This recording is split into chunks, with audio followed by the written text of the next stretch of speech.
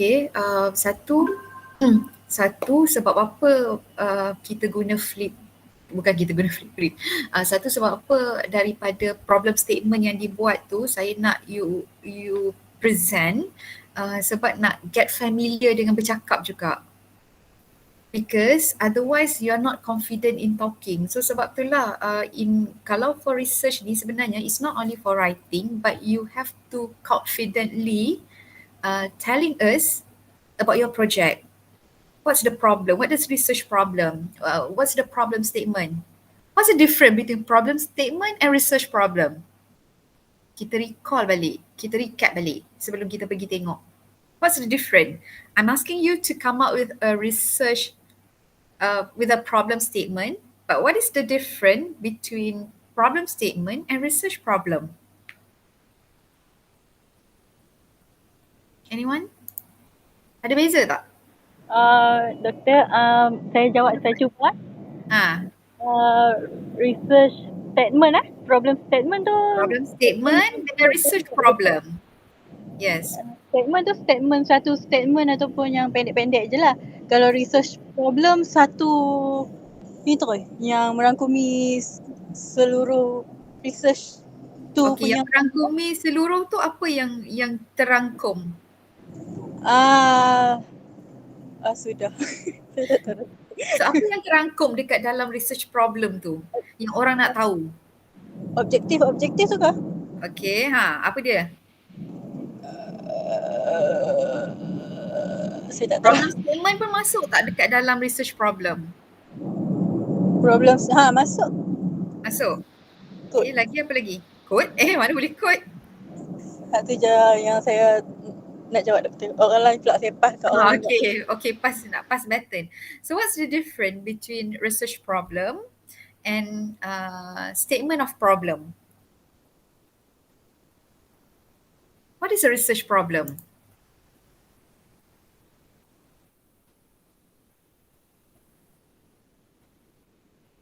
Selalu sebut, but what's your research problem?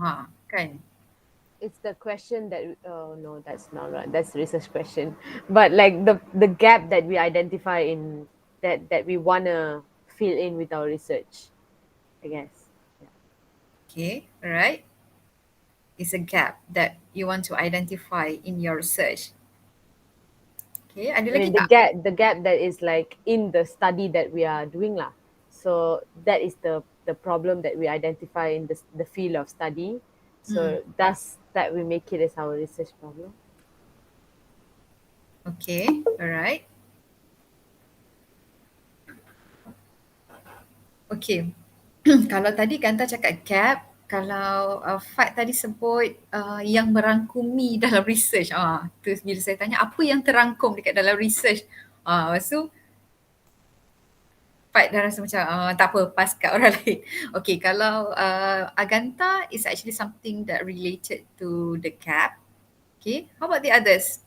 Siapa lagi? Ni kena clear ni, nanti orang tanya, buat research, apa beza ya? What is the difference? Ada beza tak research problem dengan statement of problem? Like I know that we need to do research problem first, only we can do our statement of research. It's a problem statement. So we have to do research problem first. So what are the things that we have to do for a research problem? So like we need to find out what is the problem that you want to study, all those things. Then like when you already know all the variables, all of those things, and then you can start your problem statement, like a statement of what is your study, like that. Okay, alright. Okay, so betul apa yang Fad bagi tahu, apa yang Nezwani cakap tadi, and then apa yang Aganta bagi tahu. So kalau kita tengok the different, if people ask you about statement of problem, so it can be just in one statement. So it can also be a statement and then supporting facts to support that problem statement. Faham tak? Originally it is just one statement, but of course there will be another fact to support that problem statement. Clear tak? Sebab kita tak ada banyak, kita nak cari satu problem je sebenarnya. Kita tak nak, we are not actually going to solve world's problem ke, so community problem ke, masalah negara ke, tak. Right? So that's too ambitious. That's too ambitious, nanti kita tak boleh pun nak selesaikan. We just want to find out just only one problem, but then kita akan support. Okay. Of course lah, this one problem, dia boleh jadi sampai satu muka surat. Sebab apa? Kita nak highlight this is really an important problem. Cuba tengok fakta-fakta yang kita provide. Nampak tak? So is that clear? When it comes to a statement of problem ataupun biasanya orang sebut problem statement. Clear tak? That's why I required you to come up with a statement of problem about 300 to 500 words. Betul tak? So it can start from one statement and then you will be supporting your statement with data or with fact or maybe with other important sources to support your problem statement. Kan? Ada kalau tengok the one that I gave, the example, so the issue-nya tentang satu je. Tentang siapa? Kalau siapa yang faham. The sample of the problem statement, to whom that we are highlighting for kat dalam tu? Kepada siapa? Tengok tak? I ada letak dekat Flipgrid ada, dekat dalam kita punya invitation ni pun ada, dekat dalam tu pun ada juga. Dekat dalam WhatsApp pun ada juga sampel tu. Tengok tak dia punya sampel? Kat single mother. Yes. So the highlight is kepada kepada Single mother. single mother. Alright. So isu dia tentang isu apa?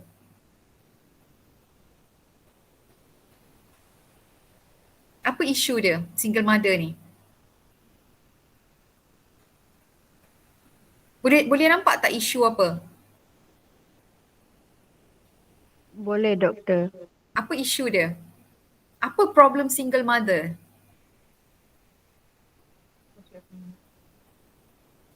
Dekat Yang dalam tu. Baca dekat dalam tu je. Dekat mana boleh point dia punya problem. daripada masalah yang socio-economic inequalities, employment and wealth disparities among single mothers tu. Dekat ayat terakhir. Alright, okay. So, kalau tengok dekat situ, awal-awal tu saya ada bagi tahu juga sebelum nak support benda tu, itu saya bagi tahu there is a need to conduct untuk address the issue, betul tak? Tetapi earlier statement saya bagi tahu first sebab dia susah nak dapat kerja. Okay, yes, financial difficulties sebab seorang je, okay? And then susah nak dapat kerja. That's why the issue is about employment. Because of the skills, it could be because of the education and because of the skills that they have. So it prevent them from getting like better job. So susahlah kalau dia setakat boleh kerja, contohlah mungkin kalau kerja setanding dengan dia punya keputusan ataupun akademik dia hanyalah setakat contohnya mungkin dia boleh kerja kilang ataupun dia boleh sebagai operator pengeluaran ataupun dia boleh kerja sebagai pembantu dekat restoran ke ataupun fast food because of the qualification. Kalau dia nak kerja tinggi sikit mungkin tak boleh. And then of course the salary adalah jauh lebih rendah lah daripada orang yang mungkin ada degree ke, ada diploma dan sebagainya. So that will be an issue, especially kalau seorang saja. That will be financial difficulties. Kalau dia ada anak ramai, dia ada family commitment lagi, memang akan ada isu dan masalah. Right? So kat situ dah nampak. And then yang selepasnya tu is like just support. Kalau tengok daripada ada support daripada UNICEF ke, kadang-kadang UNICEF pun sebab dia banyak human right. So dia akan cakap tentang women. Kita boleh support. Kita boleh cakap apa yang UNICEF cakap. Apa yang kementerian yang selalu bincang pasal isu ni, Kementerian Wanita kan, Pembangunan Wanita. So dia pun selalu juga dia ada bercakap tentang benda-benda macam ni ataupun benda tu adalah termaktub dalam polisi dan kita boleh ambil to support that problem. Kan? So dekat situ barulah kita cakap there is a need, so this research is really important to address this issue. Kan? Right?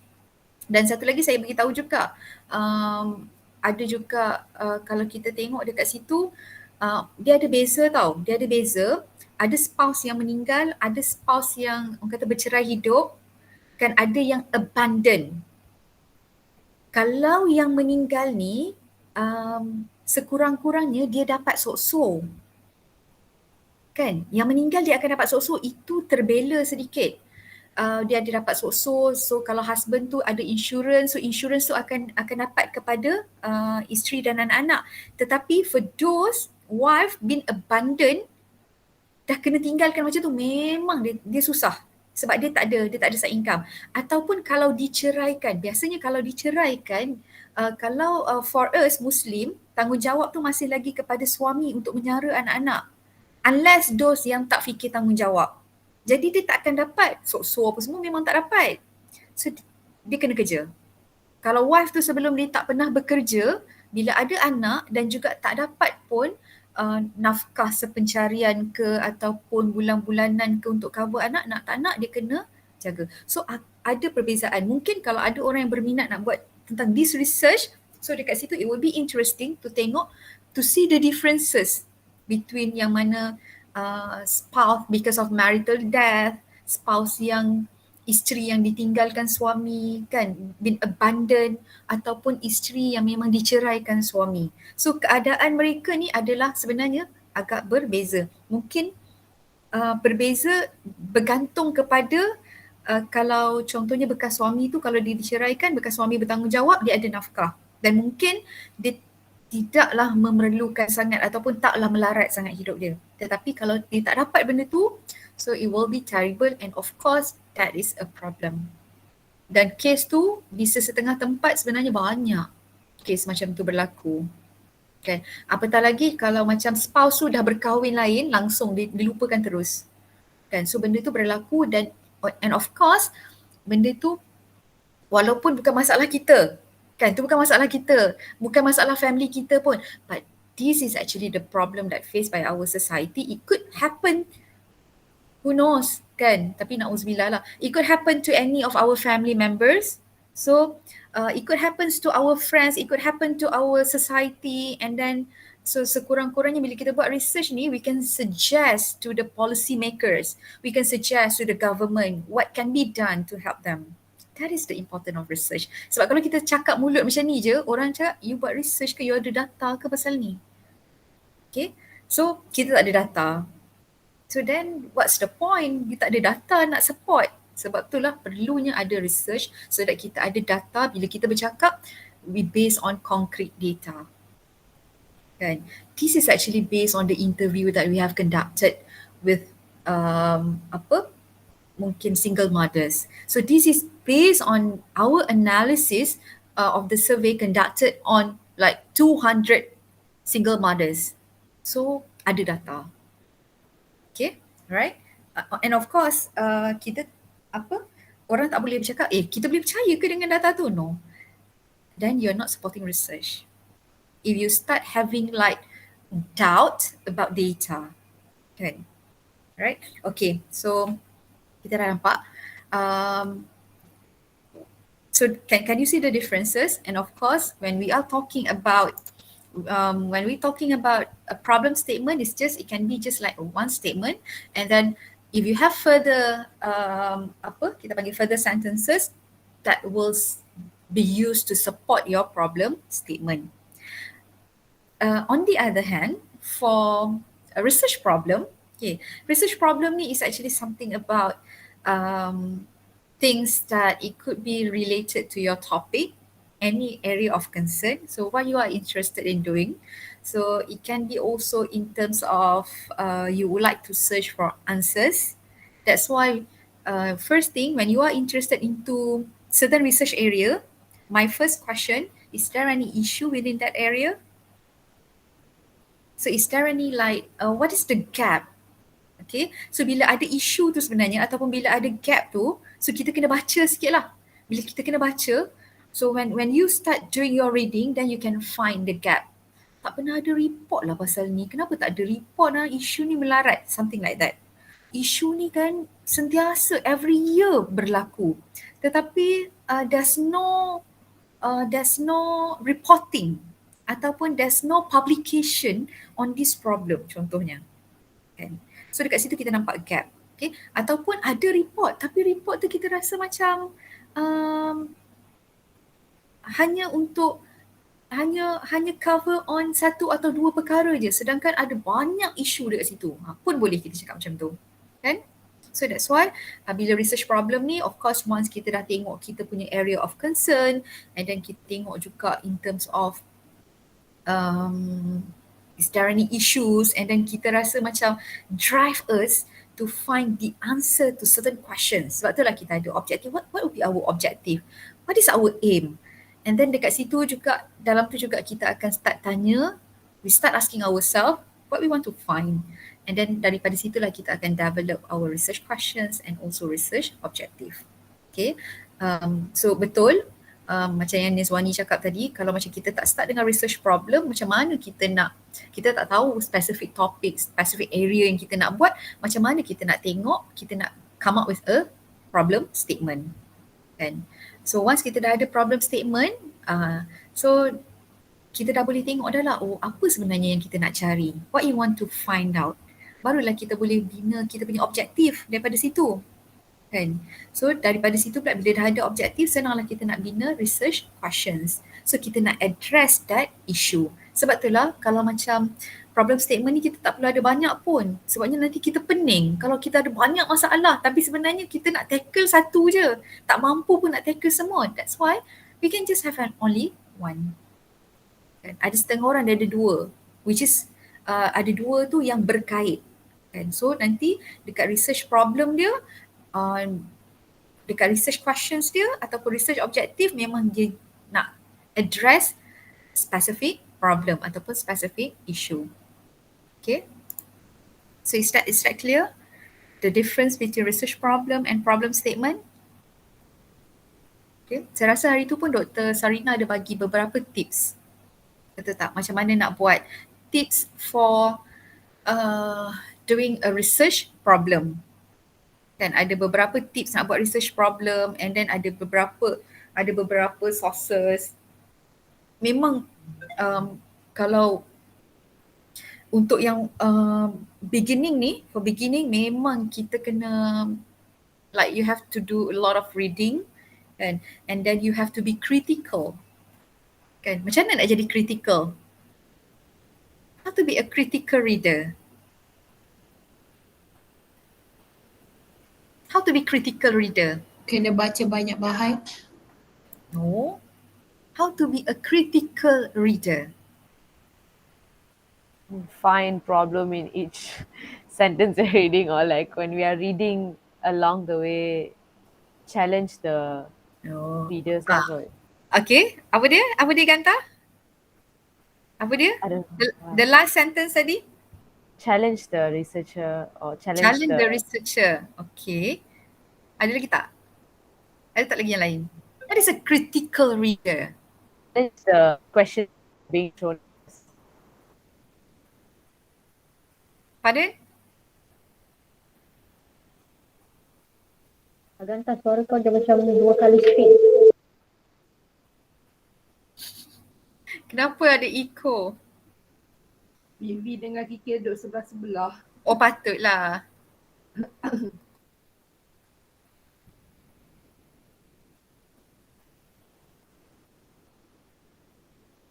How to be a critical reader? Ni memang kena. Kalau nak buat research je, you have to be critical. Kadang-kadang orang cakap, you ni critical lah. Memang in certain ways, sometimes people keep on telling you that you're so critical lah. Apa maksud dia tu sebenarnya? Dia memang critical lah. Bukan critical teruknya. No. Apa maksud dia when someone said to you that, oh, you ni so critical lah. Apa maksud dia? Mungkin time baca bahan tu dia macam persoalkan segala yang ditulis. Contohnya macam ni macam macam salah je, lepas tu dia cari. maklumat untuk tengok betul ke tak. Lagging ke? Hello? Alright. Okay. Ada lagi tak? Tadi Ganta cakap kita baca like sort of challenge the idea, betul tak? And then dicakap kita persoalkan, so we question almost everything that being said. Ada lagi tak? Is it like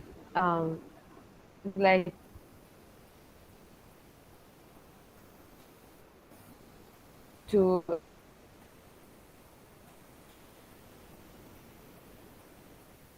Ganta lagging lah.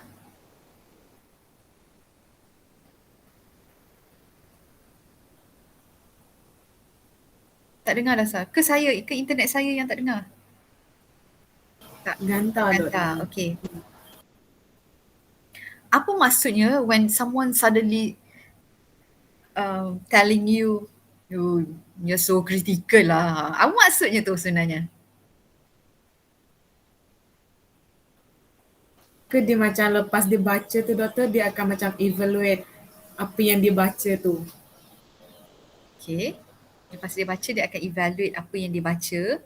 Right? Is it Ada lagi tak? critical to teliti? Maksudnya macam dia tengok satu-satu setiap ayat. Tu kot critical tu. So maknanya critical tu dia seorang yang teliti. Dia seorang yang teliti. Tadi read with a purpose of finding a meaning to it. Okay, tu Ganta cakap. Ya, ada lagi tak?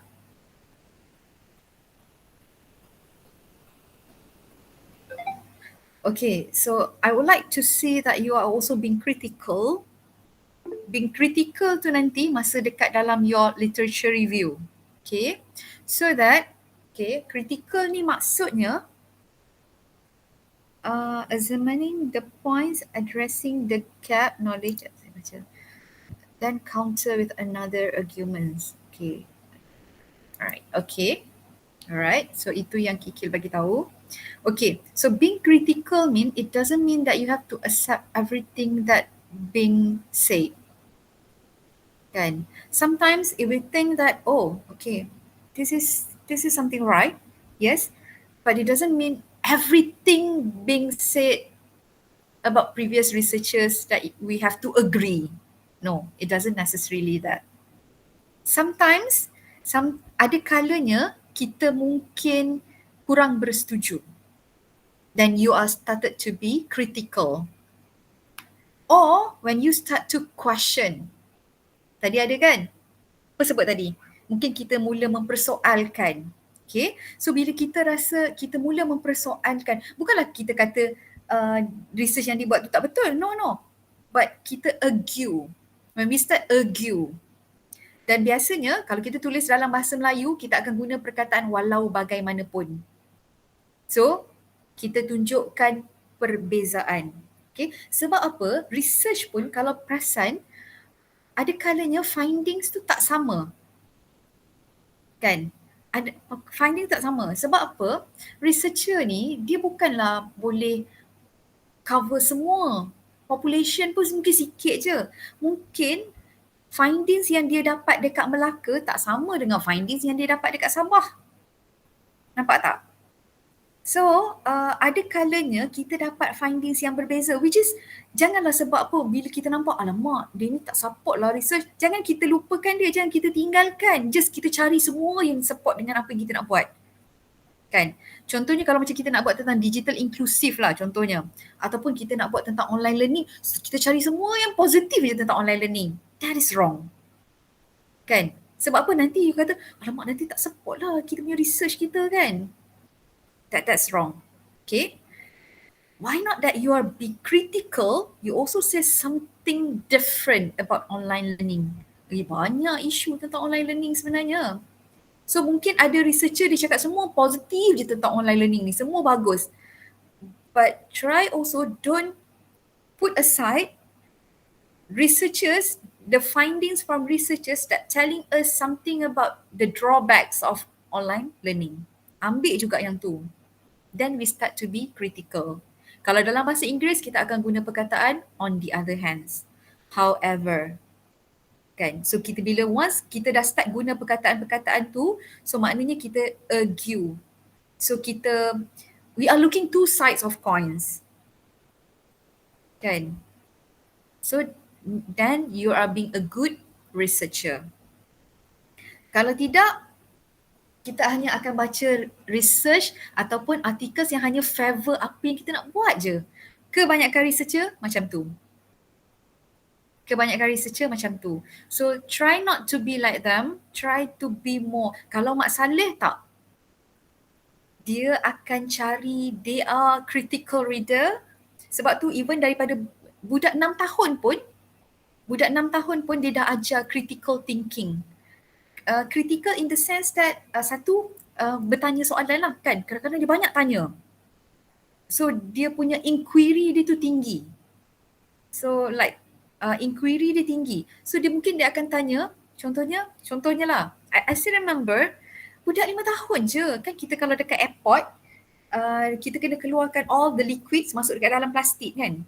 Kalau siapa yang biasa naik flight, kita punya liquids kan kita bawa hand luggage, semua liquids laptop kita kena keluarkan. So budak ni kecil ni padahal 5 tahun kan.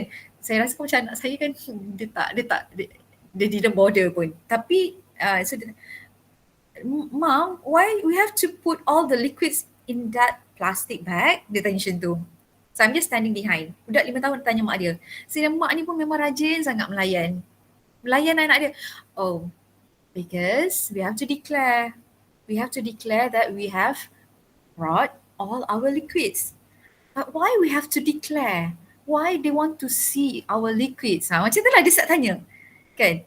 So yeah, because you know that when we put the liquids and then they need to go to the apa benda tu, saya dah lupa dah. They need to screen all this thing first, whether we're not bringing things that is unacceptable. So that's why we have to declare and then we have to let them see. Macam tu lah mak dia explain. So what happened? What happened if we have suddenly or accidentally brought the things that cannot be acceptable? Yeah, we cannot take them. We cannot take them on board. Mak dia cakap macam tu. Kan? But sometimes in our culture, boleh tak diam. Kan kalau macam budak-budak tanya kan, boleh tak diam kat sini ni, tengah beratur ni nak tanya macam-macam. That's our Asian culture. Macam tu lah. Tanya satu soalan, mak dia jawab lagi. Tanya dua soalan. Ini saya rasa sampai 3, 4. So I was like paying attention to the discussion between moms and kan. So mak dia jawab lah. Kan? Okay. Sampai dia tanya soalan, what happen if we accidentally bring things or liquids which is not allowed? Yeah, you cannot have those things with you. They will take them. Oh, okay. So, macam tu lah. So dia ada lah. Okay. So dia punya inquiry tu. Okay. So dan dia juga tanya, bukan setakat dia tanya benda-benda yang boleh. Dia tanya juga kalau benda yang tak boleh macam mana kalau kita bawa. Nampak tak? So then I started thinking, this is 5 years old girl and then she's being critical of the question yang dia tanya tu. Macam kita pun kadang-kadang tak terfikir pun nak tanya. Habis tu kalau kita bawa benda yang tak boleh masuk macam mana? Kita tak terfikir pun nak tanya kan. So dia tanya soalan. So sama juga bila kita baca, kita mungkin jumpa tentang banyak yang positif tentang kita punya research. Kalau nak buat tentang online learning, maybe something positive about online learning. So kalau kita nak buat tentang games kan, ada setengah orang bila dia nak buat tentang games, banyaknya negatif je, orang sebut tentang negatif. Hello, but there are also positive things about games, contohnya. Kan? Alright, saya pernah baca, which is like, I kind of disagree, tapi macam tak apalah, terimalah. Kita banyak sebut tentang negative side about smoking. Ada researcher ni disebut that they come up with like the positive aspect of smoking pula. Boleh bagi list based on the research. So kita nak cakap apa? This is based on the research. Salah satunya dia cakap apa? Orang lelaki yang smoking ni, dia nak start berkawan, hulu rokok lah. Dekat Indonesia macam tu. Dia dah jadi culture. Bila datang ke rumah dia, kita macam hidang air, dia letak rokok dulu. which is like macam, oh okay, like tobacco industry sangatlah penting dekat Indonesia. Orang datang rumah, dia bukan jamu air dulu, rokok dulu. So sampai jadi satu culture kan. Tengok dia punya tobacco dia besar, memang sangat ni lah. So even kalau dekat kedai makan, if you want to start greet others, hulur satu batang rokok. Itu our culture memang ada. Ataupun lighter, pinjam lighter boleh tak? Sebatang rokok persahabatan. Kadang-kadang lighter dia tanya kan. So kalau yang tak merokok tu memang tak confirm lah, memang tak adalah lighter kan. So tanya, ada lighter tak? Ada lighter tak? So itu dia start greeting kalau lelaki. Kan dekat kedai makan biasanya. Nampak? Kan? Alright? Tapi saya memang tak boleh dengan orang yang merokok. So daripada dulu lagi, daripada saya belajar lagi kan. So I told my mom, if I want to find a spouse, I will make sure that he's not smoking. Saya cakap macam tu kan. Nanti lepas tu my mom cakap, yang tak nak tu lah nanti dapat. Dia katanya, lah mak, janganlah cakap macam tu. At least mak kenalah support kan. Mak kenalah support kalau macam kita memang tak suka orang yang ni. Sebab saya macam tak muntah kalau bau macam orang merokok. Bukan masa dia rokok tu, even kalau dah lepas kan, macam saya pernah bercakap dengan orang, ya Allah kuatnya dia guna rokok apalah ni, dia bercakap dengan kita bau lagi kan. Kan. So I told my mom I want to find a spouse yang memang dia tak merokok kan. Macam tu lah kan. Sebab tak boleh nak bau lah mak, pening lah bau rokok. Macam tu lah. So mak kata benda tu kadang-kadang manalah kita tahu, mula-mula memang dia tak rokok, kalau dia lepas tu dia merokok nak buat macam mana? Tak apalah, carilah orang yang istiqamah. And then alhamdulillah I got it, and my husband is not smoking. Kan. So I keep telling my kids, you cannot smoke, you don't even touch cigarette. Macam lah. Ya, betul. So hopefully kita get far away juga. Sebabnya yelah, sedut satu lagi sebab ni masa saya mengajar dekat college, my students mostly Chinese, saya pelik tau, dia tak merokok. Dia selalu bawa apa tau, air banyak. Yang selalu kalau merokok lelaki, kalau dalam my class adalah Indians boys merokok. Selalu. So saya tanyalah kan, boleh tak nak tanya, why because susah lah nak jumpa. Dia kata macam ni, dia fikir untung rugi je. Jawapan dia senang sangat. Masa tu dia panggil madam lagi dekat saya. Heaven ni, masa saya first mengajar dulu, madam, merokok tak ada untung. Macam tu lah. Merokok tak ada untung. Rugi, dia kata macam tu. So I feel like bagusnya kan. Tapi dia memang kalau selalu botol air tu memang besar-besar lah botol dia. Which is very good kan. Minum bawa air kosong. Dia jarang. Saya kata baguslah how your mom that like teach you all since kecil lagi banyak minum air kosong daripada minum air manis kan, which is not good. Air manis sebab itulah kalau macam orang Melayu ni banyak kena kerja manis lah apalah. Saya pula saya tak tahu, saya memang tak suka manis kan. Saya jenis tak suka manis. Air kopi pun saya kata tak payah bergula. Saya tak nak pun air kopi ada gula. Saya macam pelik kalau minum air kopi ada gula. Saya tak boleh minum manis-manis kan. So bila saya pergi belajar dekat Australia, heaven sangat sebab sana kopi memang tak ada gula. Orang lain tak boleh minum. My husband kata, tak boleh nak minum. Oh saya suka, saya cakap. Sebab dia tak ada gula. So I like coffee without sugar. Kalau pergi minum kan, kalau yang jenis bubur saya kata boleh tak letak pun tak apa. Macam tu lah. So saya tak suka kalau kopi kan dia suka susu bukan manis. Tak boleh. Dia jadi macam which is good juga. Selalu orang pregnant woman, dia selalu dapat diabetes masa pregnant sebab kandungan sugar tinggi. So alhamdulillah I have never experienced that sebab walaupun saya pregnant, saya lagi tak suka manis. Manis dalam minuman. Kalau makanan tu dia bubur sikit manis-manis sos, boleh lah, okey je, suka je kan. Tapi manis, kopi dekat San Francisco, memanglah kalau belah-belah sana memang. Saya pernah jadi runner, beli rokok. Okay. Kena beli untuk ayah ke untuk siapa? Alright. Okay, so bila dah nak pergi dekat San Francisco-nya? Ni San Francisco dekat mana? Dekat US ke? Dekat Malaysia punya San Francisco ke? Restoran San Francisco tu kot. Ya. Yeah. Tapi kalau macam coffee yang imported ni, kadang-kadang dia akan tanya kita, Malaysia punya, dia akan tanya kita nak sugar ke tak nak sugar kan. Macam Costa Rica pun yang tu kita boleh select je lah kalau tak nak sugar, ataupun dia ada letak sugar asing. Kalau kita nak, kita masuk kan. Saya tak boleh lah. Kalau ni pun kadang-kadang saya minta boleh letak sugar tapi letak sikit boleh tak? Dia tanya nak letak sirap ke tak? Boleh letak sikit je kan. Just tak nak manis. Even kek ke apa pun saya tanya manis sangat tak? Kalau manis sangat memang tak boleh nak telan. Macam tu lah. Yang doktor coklat pun doktor tak jarang sentuh lah kalau macam tu. Sebab manis sangat kan? Kan? Doktor sama geng dengan Jiha. Saya kurang lah. Saya bukanlah kata tak makan. Tapi kan sebab dia manis sangat langsung jadi menyebabkan saya suka benda-benda itu. Tapi kalau macam pure chocolate sebenarnya dia tak manis tau. Betul. Tapi kalau kita punya coklat, ya Allah manisnya. Saya macam saya prefer makan dark chocolate daripada coklat biasa. Oh tu sedap. Kalau dark chocolate kan like tu sedap.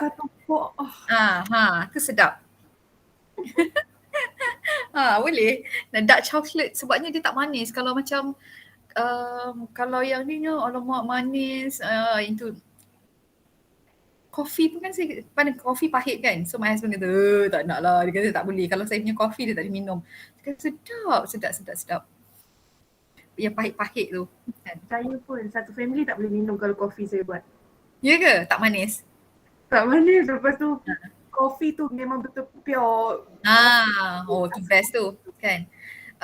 Because kalau I balik dekat rumah my mum-in-law, jenis macam orang kampung yang kopi manis, air teh manis, alamak. Kalau saya nak minum, kopi tu saya buat separuh je, lepas tu saya tambah air kosong. Kan? Ni kata manisnya, tak boleh nak minum. Macam tu lah, like so sweet, sangat manis kan. So itu yang first question kalau saya tanya. Air manis tu saya jarang kalau macam dekat kafe kan macam makan berhidang tu, saya tak ambil air manis dia, air oren ke air sirap ke, sebab apa? Air dia manis. Dekat kenduri lagi lah, kalau ada air kosong lah saya akan ambil kosong. Biarlah manis, orang kata biar manis pada senyuman tak apa kan. Biar kita biar manis pada senyuman. Tak apa, saya kata saya dah cukup manis. Saya tak perlu manis pada makanan. Pensan dia dahsyat. Takkan. Bahaya tau sebab kadang-kadang kalau macam jenis diabetes ni, orang tu kadang-kadang kita nampak kurus je tapi dia ada diabetes. Sebab apa? Dia suka makan manis. Tu bahaya kan. Tak masalahnya doktor, Jiha dan Jana dia buat kopi. Pekat. Tak bangun. Itu kalau memang celik terus Okay, alright. So I think that we are clear about these two. So saya nak present yang dekat Flipgrid. Sekejap ya. Let me present first. Saya nak present yang dekat Flipgrid tu. Siapa lagi yang belum hantar? Saya rasa ada macam 12 kot tak silap. Muka 2-3 pagi tu doktor. Sekejap. 2, 3, 4, 5, 6, 7, 8, 9, 10, 11, 12, 13. Sebenarnya ada lagi 2 orang tak hantar. Putri tak sihat. Siapa lagi seorang ya? Nanti kita tengok. Saya rasa Hidayah. Hidayah belum hantar. Okay, alright. Okay, so let me share first.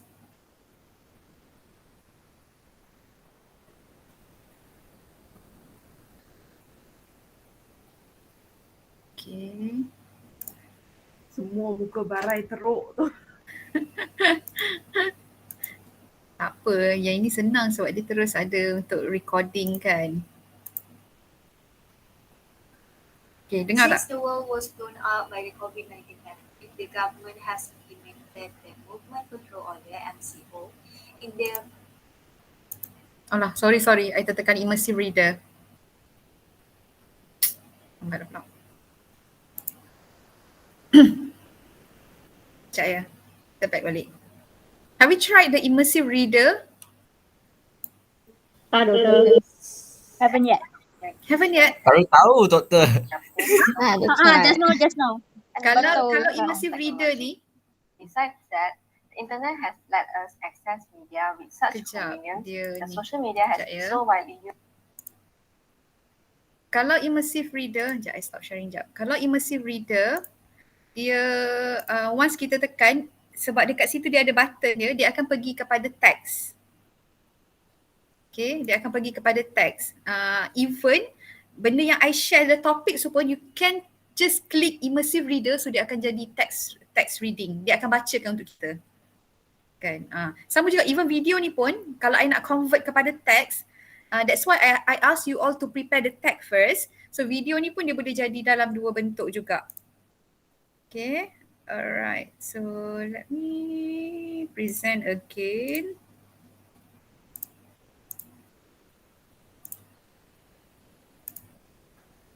Since the world was blown out by the COVID-19 pandemic, the government has implemented the Movement Control Order (MCO) in their country to prevent the spread of the pandemic. The government initiated the Movement Control Order (MCO) effective on 18 March 2020 in order to increase social distancing and slow down the transmission rate of the virus. By NBBC 2020. This implementation has had a significant impact on the film industry, especially cinemas, because the implementation of MCO has forced all businesses, industries in Malaysia to close. It is said that the global COVID-19 pandemic has taken a toll on almost every industry, and the hardest hit is the entertainment industry, more specifically the film industry. With the implementation of the MCO on March 18, the film fraternity has had to stop work, losing their source of income while cinema has shuttered, leading to a backlog of unreleased movies. By RFC3 2020. It is also believed that in the film industry, those involved have incurred many losses and damages from this MCO implementation.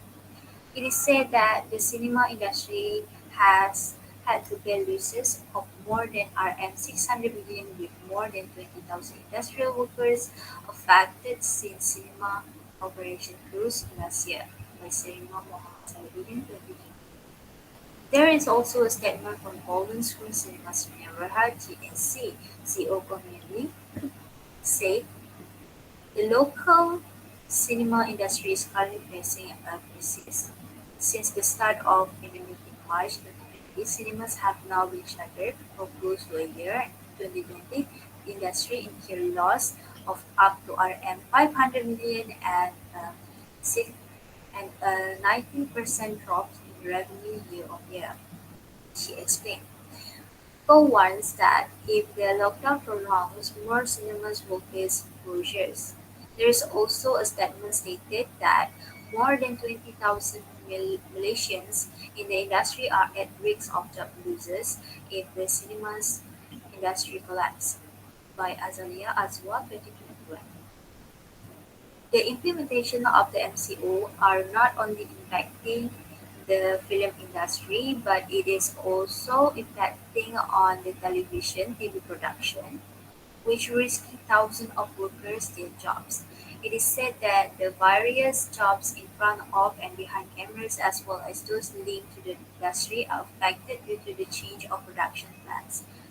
By Nur Hanani Azman 2020. Thus, this research aims to analyze further on the dilemma faced by production personnel of Malaysian cinemas during the MCO to learn deeper regarding of these issues. Okay, alright. Saya stop. Okay, alright. So nampak tak tadi problem apa yang Yus highlighted?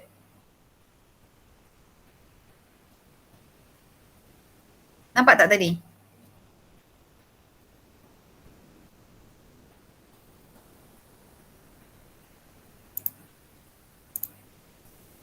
Okay, boleh faham tak? What are the problems that highlighted? What are the issues highlighted by you tadi?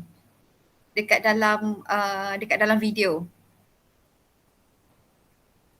What are the issues? What are the issues?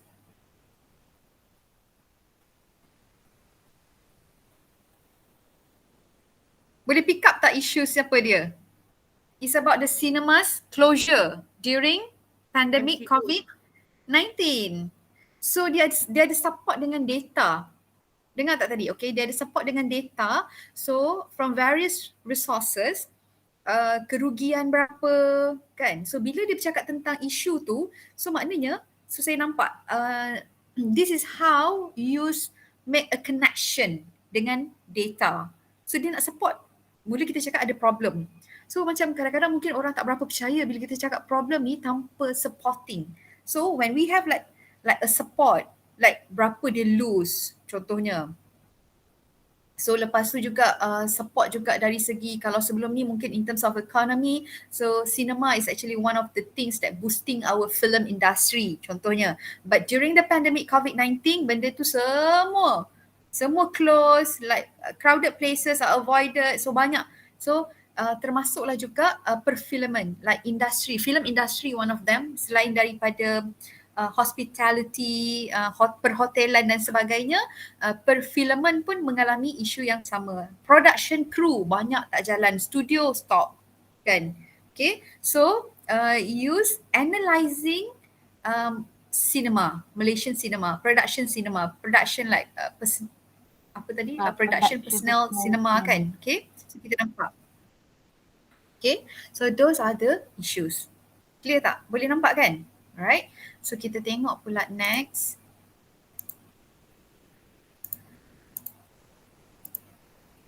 Okay, ni Jannah.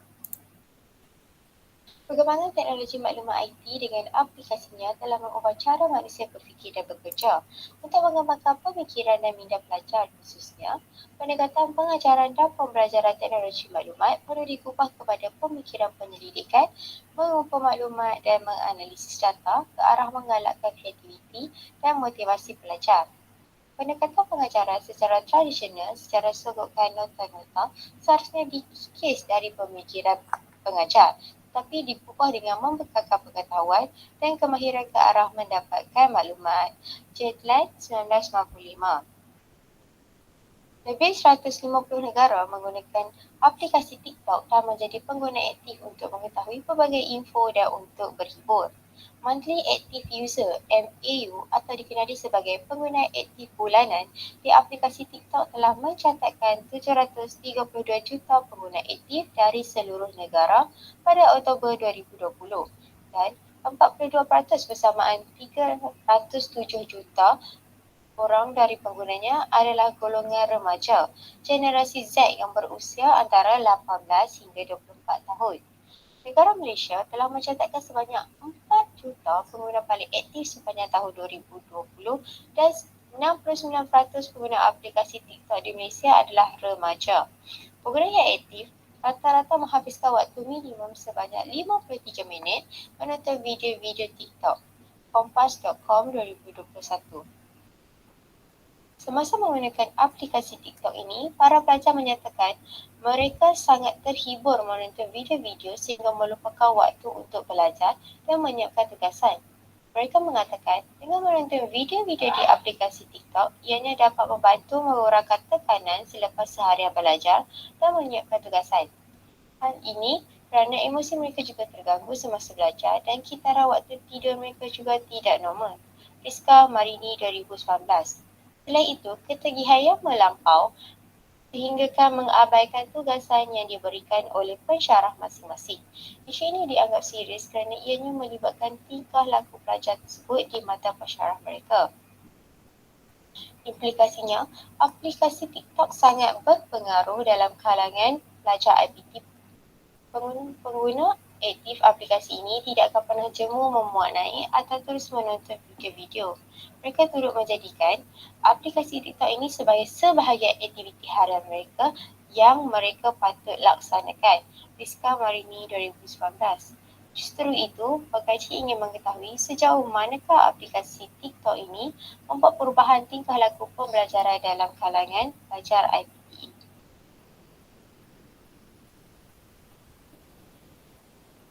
Okay, alright. Jana? Ya. Okay, sekejap ya. Okay, Jana kena be careful sebab apa? Kalau daripada discussion tadi, dia lebih kepada literature review. Maksudnya sekarang ni, benda-benda yang Jana sebutkan tu memang penting. Tapi it's not about problem statement, tapi lebih kepada literature review. Ada beza tau, sebab literature review memang biasanya kita akan tengok dapatan yang lepas, kita akan tengok mungkin kita nak tahu adakah research yang lepas menyatakan keseronokan bila pengguna menggunakan TikTok, mungkin bukan setakat untuk belajar dan juga untuk benda-benda lain lagi kan.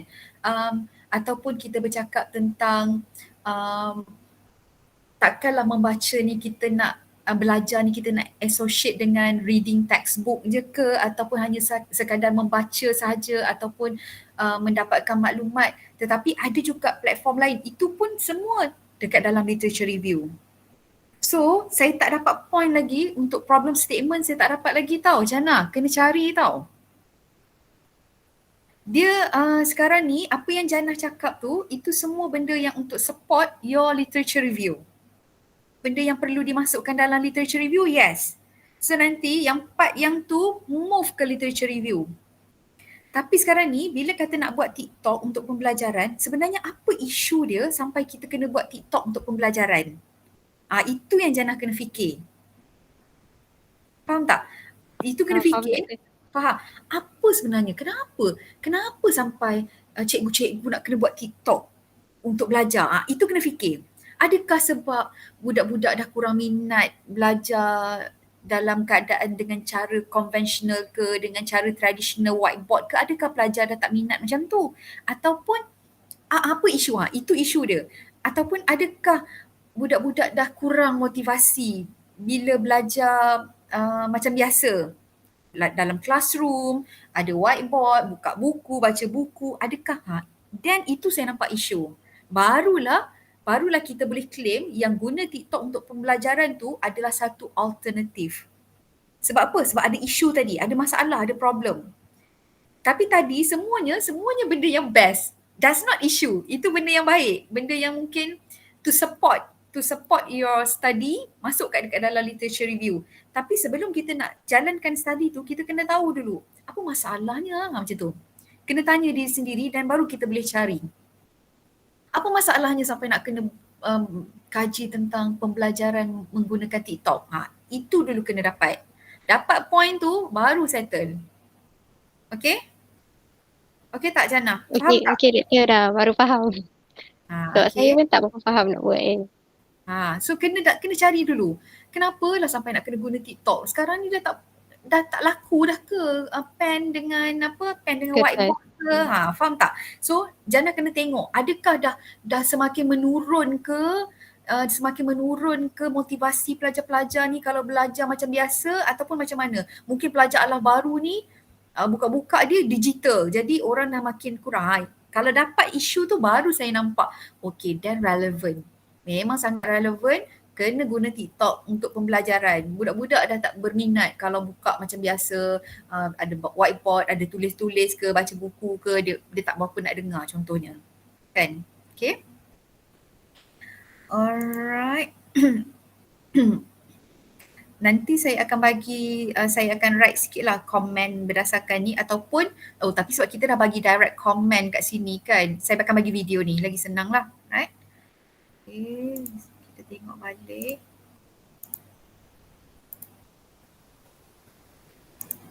Okay, Vivi.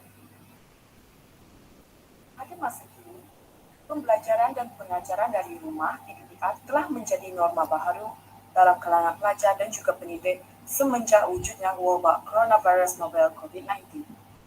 Virus ini telah melumpuhkan semua sektor penting di Malaysia, terutamanya sektor pendidikan.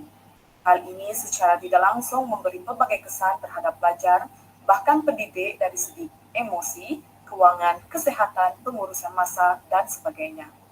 Menurut Astro Awani 2020, pelbagai isu timbul akibat pembelajaran tidak formal ini seperti pelajar tidak mempunyai akses internet, pelajar tiada peranti, dan kesukaran guru serta ibu bapa memantau prestasi pelajar. Tambahan pula, Malaysia Now 2021 turut menyatakan bahawa dengan jurang digital dalam masyarakat, pastinya sebahagian besar pelajar mengalami keciciran dalam pembelajaran mereka. Pernyataan tersebut jelas menunjukkan bahawa pendidikan atas talian atau PDPR mendatangkan pelbagai impak terhadap pelajar dan juga sektor pendidikan. Berita Harian 2020 menyatakan kajian rambang membabitkan 100 pelajar universiti di Shah Alam mendapati bahawa 40% mengakui mengalami tekanan dan kemurungan disebabkan pembelajaran dalam talian. Selain itu, pakar psikologi klinikal internasional University of Malaysia Wales, Dr. Mimi Fitriana Zain dalam Sinar Harian 2020 turut menyatakan bahawa jika seseorang terlampau banyak berdepan dengan skrin komputer, maka ia boleh merosakkan keadaan mata secara fizikal dan kemudiannya secara emosi. Oleh hal yang demikian, dapatlah disimpulkan bahawa PDPR boleh menyebabkan seseorang pelajar itu mengalami kemurungan disebabkan oleh faktor-faktor tertentu. Di samping itu, gangguan lain seperti masalah internet, tanggungjawab sebagai seorang anak dan juga gangguan lain di rumah sepanjang berlangsungnya PDPR turut menyumbang kepada kemurungan sesetengah pelajar. Berdasarkan data, masalah internet menyebabkan pelajar cemas serta panik sekiranya mereka mengalami situasi seperti kehilangan jaringan internet semasa ingin menyerahkan tugasan. Dan pelajar turut mendapat tekanan daripada pihak keluarga sepanjang tempoh pendidikan. Fazil 2020. Oleh hal yang demikian, berdasarkan pembacaan kajian-kajian lepas, pengkaji mendapati bahawa isu-isu berkaitan masalah kesihatan mental dalam pelajaran atas talian atau PDPR sering mendapat sorotan-sorotan yang meluas. Namun demikian, kajian mengenai corak PDPR ke atas tahap kemurungan amatlah kurang, lebih-lebih lagi di negara kita sendiri, iaitu Malaysia. Hal yang ini telah menyebabkan penyelidik lain kekurangan sumber rujukan mengenai topik ini.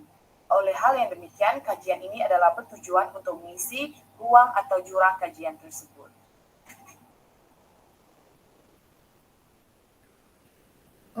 Okay, alright. So Vivi buat, saya start dulu. Okay.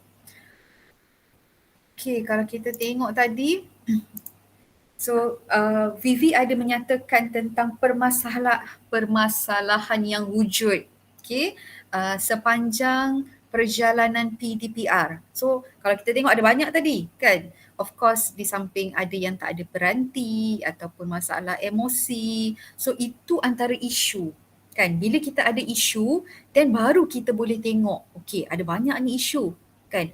Okey apa yang kita nak address. Baru kita tahu adakah kita nak tengok mungkin macam Vivi buat tentang masalah kemurungan ke? Something about kemurungan ke? Ya, Are you betul. doing buat tentang kemurungan? Okay. So mungkin dekat situ kita nak tengok juga adakah kemurungan ni disebabkan dia tak cukup peranti, terpaksa berkongsi dengan adik-beradik yang lain ke? Kan? Adakah kemurungan ni disebabkan masalah internet ke? Sebab apa internet dia selalu sekejap-sekejap disconnected. Kita tak tahu kan? So boleh jadi juga benda tu menyebabkan dia tak dapat pun belajar macam orang lain belajar, keselesaan. Adakah masalah kemurungan ni disebabkan oleh dia rasa macam bukan jiwa dia. Dia tak boleh, dia rasa macam dia bukan tengok orang tapi dia rasa macam dia jenis mungkin dia bukan seorang yang friendly dengan teknologi kan contohnya. Ada juga orang yang macam tu. Jadi saya pernah jumpa dengan orang yang bila saya tanya kenapa semua cukup. Mak dia kata handphone ada, komputer ada, complete. So jadi bila saya tanya dia kata saya tak bolehlah belajar online doktor. Dia kata saya tak boleh belajar online ni. Saya kata sayangnya orang lain berebut-rebut ni kadang-kadang internet tak ada sampai terpaksa berkongsi-kongsi. Sebab apa dengan adik sekolah pun guna, tak cukup. So bila orang yang ada ni saya rasa ralatnya bila hanya disebut sebab saya tak minat, bukan jiwa saya macam tu jawapan dia. Kita nak buat macam mana? Itu bukan pilihan kita. Kalau ada pilihan, saya pun pilih untuk tak nak online kan, kalau diberi pilihan kan. Tapi nampaknya memang tak ada pilihan. Tapi bila jawapan yang macam tu membuatkan saya rasa kenapalah orang yang memerlukan tu tak dapat, orang yang tak memerlukan ni dia ada benda yang cukup kan. So sedangkan orang yang memerlukan ni kesian. Dia memang nak belajar kan, tak kisahlah online ke offline ke, ada orang dia nak belajar, dia nak belajar kan, tapi dia tak dapat, tapi dia tak berpeluang. Berbanding orang yang ada peluang macam ni, dia pula mensia-siakan peluang yang ada kan. Okay, so I think that ada isu dekat situ. Tapi tadi saya rasa cuma isu yang Vivira ni tu banyak daripada newspapers kan. It's okay newspapers, but it is good kalau dapat juga daripada jurnal. Saya rasa ada orang yang dah buat kan. So if you can also get daripada journals juga, so that can also be another support. Boleh, tak ada masalah, sebab macam kalau kita nak dapat daripada newspapers ni, benda-benda macam ni, benda-benda current ni, kadang-kadang mungkin journal pun dia tak publish. Tapi saya pasti ada banyak juga journals yang which is like good journals, dia dah publish dah tentang masalah-masalah online ni, PDPR. Cuma mungkin nama term yang dia gunakan tu je, mungkin dia tak guna PDPR, dia guna mungkin distant learning ataupun dia guna pembelajaran online, tu pun sama, boleh guna kan. Banyaknya pembelajaran online, orang tak sebut PDPR, orang sebut pembelajaran online. Kita istilah tu adalah kita Malaysia yang menggunakan. So mungkin kalau Vivira cari takut terhad, kalau dekat dalam jurnal banyaknya dekat dalam newspapers kan. But there's a lot dalam online juga, if I'm not mistaken, even boleh dapat the latest lagi 2021, some of the issues yang boleh juga tambahkan rujukan, sokongan untuk rujukan. Okay, so we go to the next one. Okay, fine. Sejak kebelakangan ini, pola dan kadar penggunaan media sosial dan internet dalam kalangan remaja kian meningkat. Peningkatan penggunaan telefon pintar dalam kalangan remaja adalah faktor penyebab kepada meningkatnya penggunaan media sosial dan internet oleh golongan ini. Daripada Charsiakos et al. 2016. Laporan berita harian pada 22 Oktober 2017 mendedahkan hasil kajian oleh Cyber Security Malaysia dan Kementerian Pendidikan Malaysia pada tahun 2016 mendapati hampir 92.5% pengguna internet Tegar adalah remaja berusia 13 hingga 17 tahun. Pada usia ini, remaja sedang mengalami proses peralihan daripada kanak-kanak menuju kematangan dan sentiasa inginkan autonomi dan sentiasa mencari identiti diri mereka. Oleh itu, media sosial menjadi platform untuk memenuhi keperluan masa lapang dan emosi mereka. Daripada Muhammad Hassan, Muhammad Saleh dan Ahmad 2021. Penggunaan media sosial dapat memudahkan remaja untuk berkomunikasi tanpa halangan jarak dan waktu. Namun, ketagihan menggunakan media sosial akan mengakibatkan remaja kurang berkeinginan untuk berkomunikasi secara langsung atau bersemuka, terutamanya ketika bersama keluarga. Kajian Penduduk dan Keluarga Malaysia mendapati penggunaan telefon bimbit dan telefon pintar sebagai medium komunikasi tertinggi dalam kalangan remaja dengan ibu bapa, meliputi kira-kira 73%. Sumber daripada Berita Harian Online 2021. Media sosial berhasil mengalihkan fokus perhatian antara ibu bapa dan remaja apabila keduanya sibuk melayari media sosial sehingga mengabaikan komunikasi antara satu sama lain. Perkara ini disokong oleh Muhammad Hassan, Muhammad Saleh dan Ahmad 2021 dalam kajian mereka yang menyatakan bahawa penggunaan internet berlebihan berisiko mencecaskan hubungan kekeluargaan disebabkan kurangnya komunikasi bersemuka di antara ibu bapa dan anak-anak.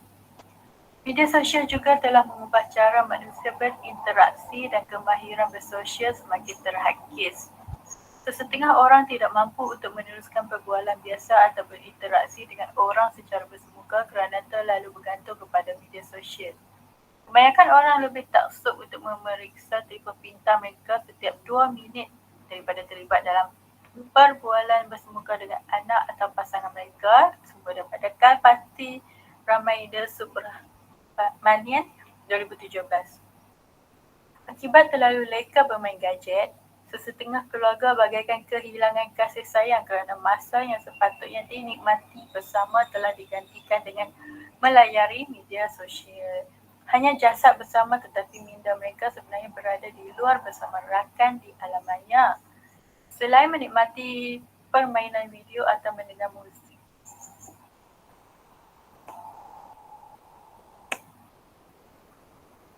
Oleh itu, pekaji ingin menjalankan kajian bagi mengenal pasti pengaruh penggunaan media sosial terhadap komunikasi antara ibu bapa dan remaja di Pulau Langkawi, Kedah. Okay, Fad punya. Alright. Okay. Fad, saya tunggu saya tunggu sehingga separuh minit yang pertama baru saya dapat problem tu. Tapi minit yang pertama hingga minit yang separuh minit yang pertama tu itu semua literature review. Ataupun boleh masuk dekat mana-mana untuk intro lah, untuk introduce. So maksudnya sekarang ni Fad tak terus start dengan ni, dia macam pusing dulu cerita benda lain, barulah masuk dekat ni. So yang tu tolak. Sebab apa? Kalau once kita nak masuk ni, kita terus like kita upfront.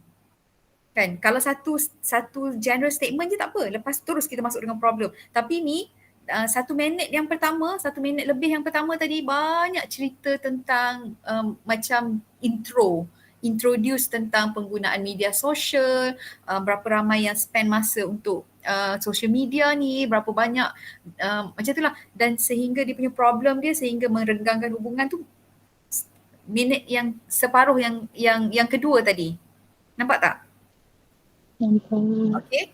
So maksudnya sekarang ni Fad kena sepatutnya 300 hingga 500 tu memang betul-betul fokus dekat problem je. Jangan sebut benda-benda lain. Sebab kita nak be like sharp and precise. Yang mana yang rasanya yang macam ni, tolak ke tempat lain. Kalau itu boleh masuk dekat intro, tolak dekat intro. Kalau rasa yang tipu tak sesuai dekat intro, memang boleh tolak pergi dekat literature review. Okay? Clear tak? Faham betul. Kan? Sebab yang awal tadi, kita bila nak sampai masalah ni, saya kata bila ni masalah ni, bila ni isu dia ni, kita tak sampai sampai bila lagi ni, sampailah minit yang separuh minit kedua tu baru kita dengar tentang isu, ya. Okay, is it clear? Faham betul. Okay, alright, kita dengar next pula Jiha.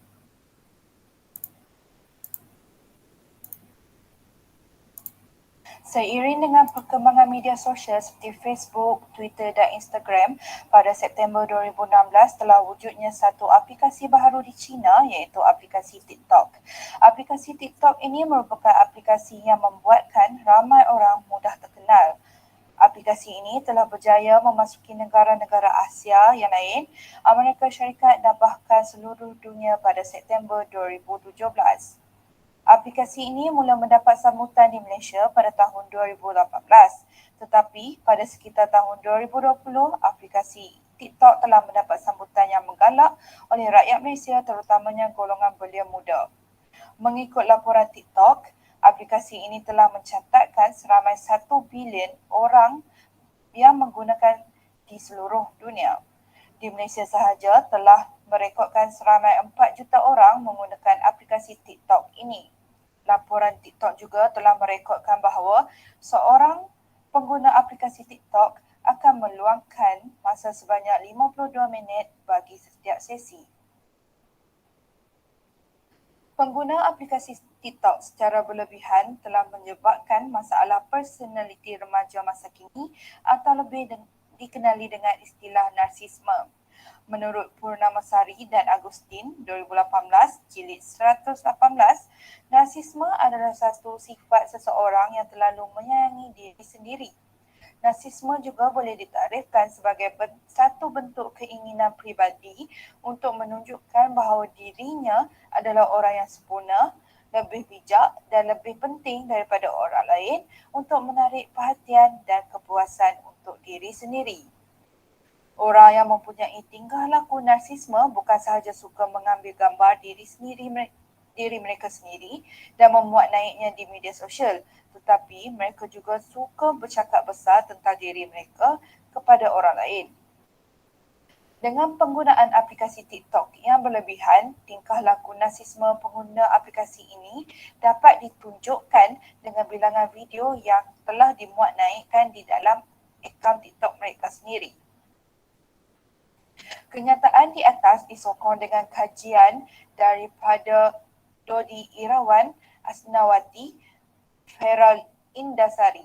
Pada 2021, mereka mengatakan terdapat hubungan korelasi yang kuat antara penggunaan aplikasi TikTok dan tingkah laku narsisme. Sehubungan dengan itu, tingkah laku narsisme juga dapat mempengaruhi golongan belia muda di Malaysia yang menggunakan aplikasi TikTok secara berlebihan. Dengan itu, tujuan kajian ini dijalankan bagi mengkaji kesan pengaruh aplikasi TikTok dan tingkah laku narsisme dalam kalangan belia muda di Malaysia. Okay, so alright. Okay, Jiha punya 1 minit yang pertama gone, like introducing us, betul tak? So Jiha bercakap, sebab yang tu pada saya patutnya masuk dekat intro, tapi ada supporting point tak yang cakap tentang China tadi? Why China? Why China? TikTok tu. History dia daripada China TikTok. Itulah, ada supporting point tak? Ada sources tak yang history dia bermula di China? Daripada mana dapat sumber yang boleh dipercayai? Ada. Yang tu nanti kena ni. Tapi yang itu, benda-benda macam tu, kalau itu lebih sesuai dekat intro, so Jiha boleh push untuk bawa ke intro, and then kalau masuk dekat statement ni, just macam satu ayat sikit intro, kita panggil introductory statement, and then terus masuk kepada isu apa, kan? Sebabnya kita tak ada nak panjang sangat pun dekat problem statement, tapi kalau macam kita panjang 1 minit tu banyak tu, saya rasa mau dekat satu paragraph. Jadi nanti orang cakap, kat mana dia punya isu dia ni tak sampai lagi, kan? So sama juga, sebab saya rasa benda-benda yang macam yang awal tadi macam kalau lah dia lebih kepada background of the study, bawa ke background. Tapi kalau dekat background pun mungkin dah cerita dah introduce, dan mungkin boleh bawa masuk ke literature untuk pengenalan dekat literature pun boleh juga, kan? Alright, so dekat ni kita terus, sebab biasanya page introduction ni dia pendek. So bila sebut significant of the study tu, terus kita fokus dekat significant of the study. Bila kita sebut tentang problem statement, sharp, terus problem statement kita develop je untuk support, kan? Lepas tu kalau kita bercakap tentang sama juga, kita ada sebut tentang latar belakang, kan? Okay, kita cerita sikit, sebab dia macam kita tak naklah dekat bahagian bab pengenalan tu macam terlalu panjang sangat, kan? So kita terus, that's why kita tak terlalu panjang bercakap tentang isu general. So mungkin kita ambil satu je. Satu kita panggil introductory statement je, ataupun introductory sentence je, dan kita terus masuk kepada isu tu. Okay. Kalau tidak sayanglah, sebabnya macam kita nak like 300 to 500 tu precise, detail kita cakap, kita kupas tentang isu tu. Kenapa isu ni? Macam narsisme tadi, kan? So sebab kita nak tunjukkan how strong the correlation between TikTok and narsisme contohnya. So kita nak ada supporting lagi. So bila orang jadi narsisme tu dia jadi macam mana? So mungkin nanti boleh further elaborate dekat situ. Sebab apa? Kadang-kadang mungkin orang yang tak biasa, narsisme ni macam mana? Kan? Sedangkan mungkin apa yang terjadi dekat dia tu, ya itulah narsisme. So kita akan tunjuk antara simptom-simptom yang berlaku. Contohnya kita nak further elaborate. Kita still cakap tentang isu narsisme tadi, so we further elaborate, kita bagi contoh-contoh yang lain to support yang TikTok dengan narsisme ni memang ada korelasi yang tinggi. Ya? Alright? Okay. Next.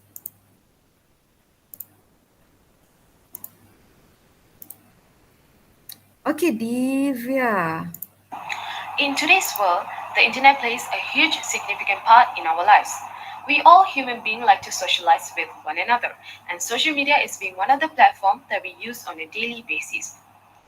Social media are web-based tools that allow users to form online social communities and networks in order to produce and share information, ideas, and other interests. Social media has completely changed the way we connect, bringing us closer together than we have ever been before. Because of its ease of use, quickness, and reach, social media is used by people of all ages, from youngsters to the elderly. Students prefer social media because it gives them the flexibility to do anything they want with it. They can produce and share content, leave comments on anything they like, connect and communicate with their friends, and meet new people. Students can utilize social media as an educational tool to help them learn. If students have a question about their studies, they can always contact their teachers or classmates via the internet. This will allow kids to form new connections with their professors and peers, allowing for greater learning flexibility. Quoted by Manasi G, 2019. However, there is a darker aspect to students' usage of social media. Many students tend to lose concentration in class as a result of their social media addiction, resulting in a drop in their overall academic performance. Researchers have lately been concerned about the negative impact of social media as it has become an essential part of the life of young people all around the world. Academics are an essential part of a student's life. A good academic record aids in the development of a successful and secure future. However, social media has influenced students' learning motivation to the point where it is now interfering with their academic achievement and as a result, their future prospects. Quoted by Manasi G, 2019. The purpose of this study is to investigate the relationship between social media usage and academic performance among children in Klang. There has been a lack of study on the relationship between social media usage and academic performance among children, notably in Klang, Selangor. And mostly the studies are inapplicable to the current study. Okay, alright. Divya. Okay. Yes, doctor. Divya, you spent about 1 minute 20 seconds. 1 For minute 20 introduction. seconds telling about all the Introduction. good things. All the good things about internet, about social media, right? Yes, So doctor. I just only get 1 minute. You are telling us about the problem, and then the problem is too general. Sebab aku tak sempat lah nak elaborate panjang, betul tak? Yes, doctor. So you get the point. Boleh nampak kan kat sini? Yes, Third doctor. one, it can be either in your background study or it can be for your literature review. Kan? Precisely bila cakap problem statement, we go straight to the problem. So, hello, this is the problem. Introductory sentence je kita letak sikit, macam orang kata ayat bunga lah, sebab our culture ni takkanlah terus bagi salam, boleh tak nak pinjam duit? Selalunya tanya khabar dulu, betul tak? Okay Yes, lah, doctor. acceptable, right? Tapi, so mungkin kita tanya khabar, so at least sama juga bila sebut tentang problem ni, mungkin tak nak lah ada orang tanya, takkanlah doktor kita terus-terus start ayat dengan problem kan? Yes, boleh. Even I started that sentence, tengok, I said something about life is so challenging. Kan? Ayat yang kita nak masuk. So, why suddenly I said something about life is so challenging? Yes, especially for single mothers. So, kita connect terus. Nampak tak? Yes, so, doctor.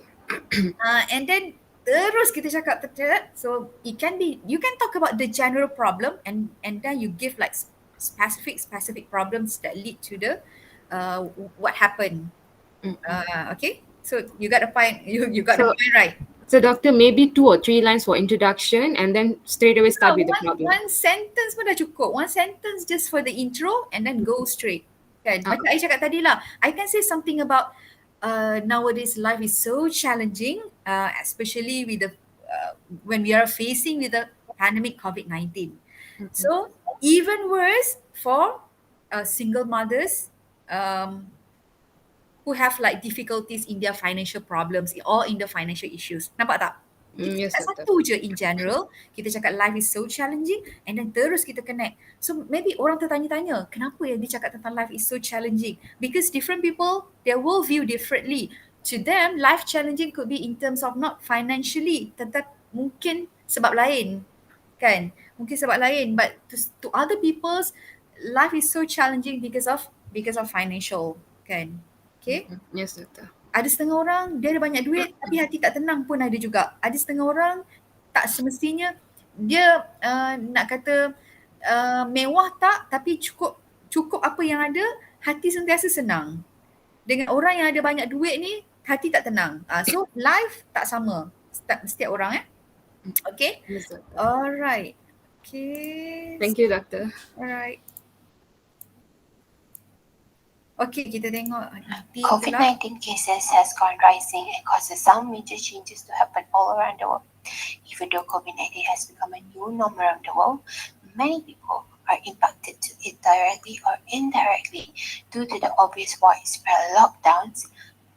Many people rely on internet access to work, continue their studies, and socialize with others. Committee for the Coordination of Statistical Activities 2020. Education sector are one of those that has been affected by the pandemic.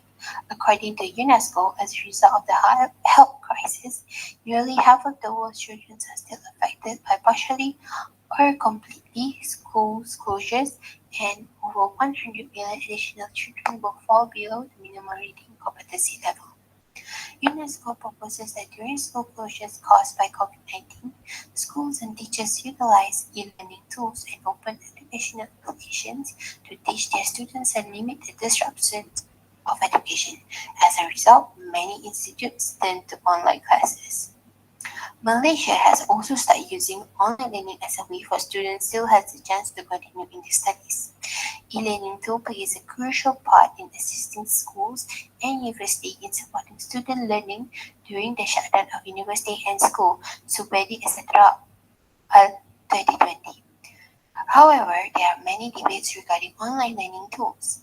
According to Herman and Bannister 2017, the online learning platform showed to be effective in translating information, with test students achieving learning outcomes that were comparable to those of students that are taking face-to-face course. However, not only providing materials, events, etc. L 2004 or in discussion forums 1 2002, online does not automatically aid learning, Davies and Graf 2005. Contributing more to an online discussion does not always imply improved academic success, Nina and Grieve 2014. Thus, the purpose of this study is to determine whether is there a significant relationship between online learning tools and students' academic performance among students in IPDA. The researchers decided to do the topic because on how students depend on online learning tools because of the pandemic. And the researcher also want to know if the students' academic performance is really affected by online learning tools. Thank you. Okay, alright. Okay, saya nak test pula. Kan? Saya nak test orang lain pula yang bagi feedback dulu. Okay, alright. Kita bagi siapa yang kita dah dengar tadi kan, sebab saya dah bagi feedback sebelum ni kan. Okay, Vivira, okay. Okay, what would be your feedback, your initial feedback tentang apa yang Diana present tadi?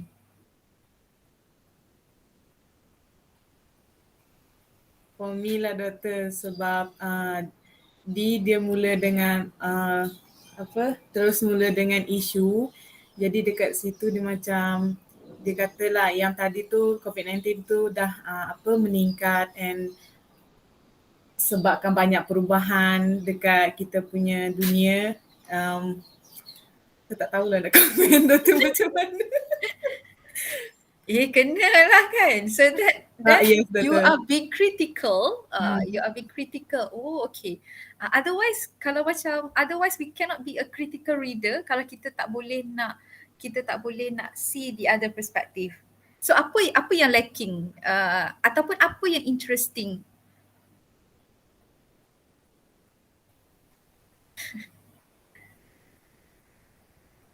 Dia takut. macam dia nak potong markah dia kalau silap. Bukan doktor, sebab dia macam saya dengar macam okey je, macam okey semua okey macam tu. Tak masalah kan sekali dengan saya takut. Okay, alright. Okay, Diana memang start dengan a problem which is kita nampak, which is clear. Tetapi Diana bercampur-campur, dia macam ni tau. Tiba-tiba Diana jumping. Saya macam tadi dah discuss lah tentang problem, sepatutnya elaborate point yang pertama tu. Tiba-tiba Diana jumping pergi masuk benda lain pula. Faham tak? You jumping cerita tentang benda lain yang alamak dia dah tinggal. Tadi saya dengar tentang socialization that affects social, tapi tak elaborate benda tu. Macam saya macam ni mana pula? Macam tu. Dia jadi macam tu. Faham tak? So once kita pegang, kalau kita cakap tentang social, let's say if it is socialization that you're going to focus because of mungkin lack of socialization ke apa ke, in case kalau yang itu the focus, then lepas tu elaborate, support. Jangan tiba-tiba jump, saya dengar dia dah masuk lain dah. So mungkin dah bercakap tentang benda yang benda positif, ada juga masuk. Jadi dia tak betul-betul menyokong tentang problem tadi. Kadang-kadang kita dah cakap tentang benda-benda tu dekat dalam introduction. Sebab tu ada setengah berlakunya redundancy ataupun repetition. Sebab apa? Bila dekat dalam problem segment kita sebut lagi benda-benda yang kita dah explain dekat dalam kita punya background of study tadi. Dekat latar belakang kajian. Okay. So now kalau Diana dah sebut dah awal tentang problem, so hook, cangkuk terus cakap tentang problem tu. Kan? Jangan kita cuit sikit masuk kat lain, lepas tu pergi balik problem. Nanti dia macam tu dia akan nampak macam jumping tau.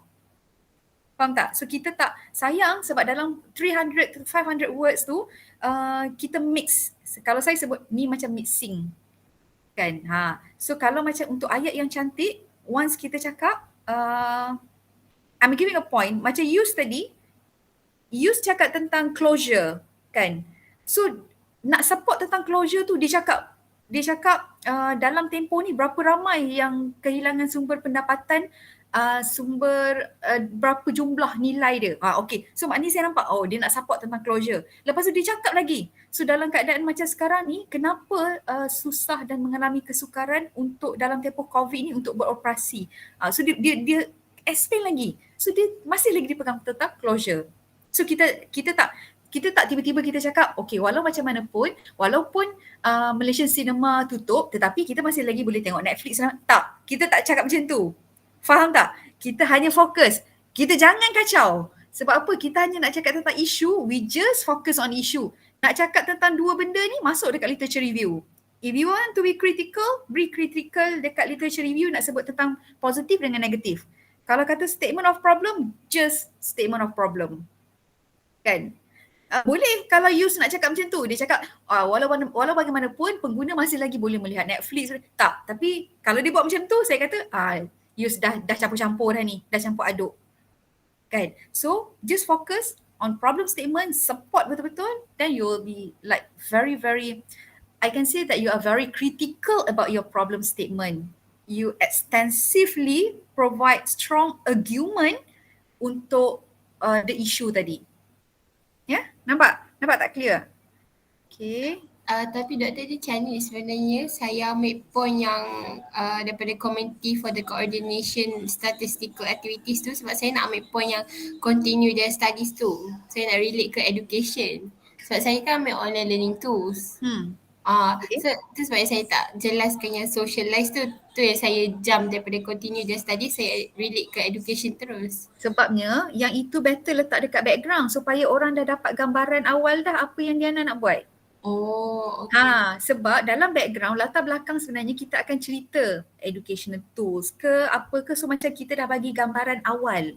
So jadi bila dah masuk dekat bahagian lain, kita terus spesifik. Sama juga bila kita masuk dekat research objektif, kita dah tak cerita tentang kita terus straight pada research objektif. Research question pun sama, terus straight.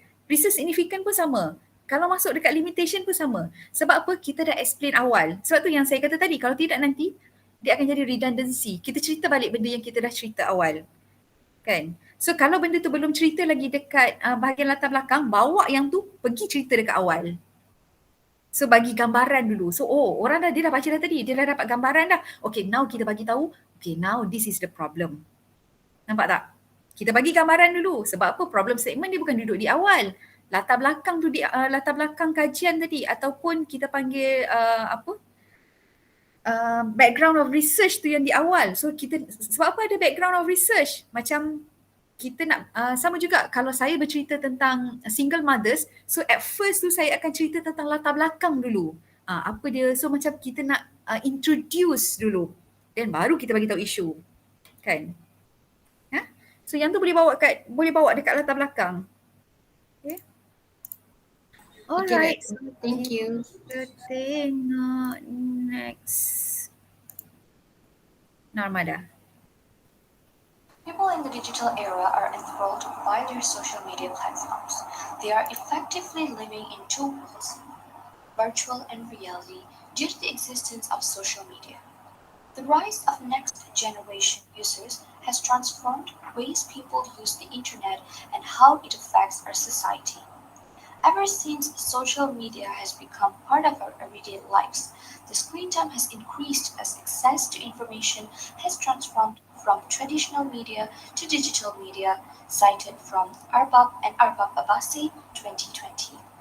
Media literacy is defined as the ability to access, analyze, evaluate, and create messages across a variety of contexts, cited from Sonia Livingston 2004. Media literacy is becoming more important in today's digital society for people's growth, quality of life, and well-being, particularly for children and adolescents. Children's initial and primary interaction, access, and experience with digital media still occur in the home.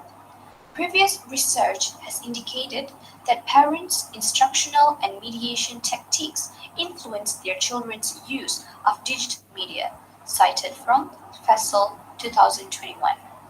This indirectly states the importance of parents' role in molding a child's behavior while participating online. In the digital realm, good parenting is an authoritative parenting style.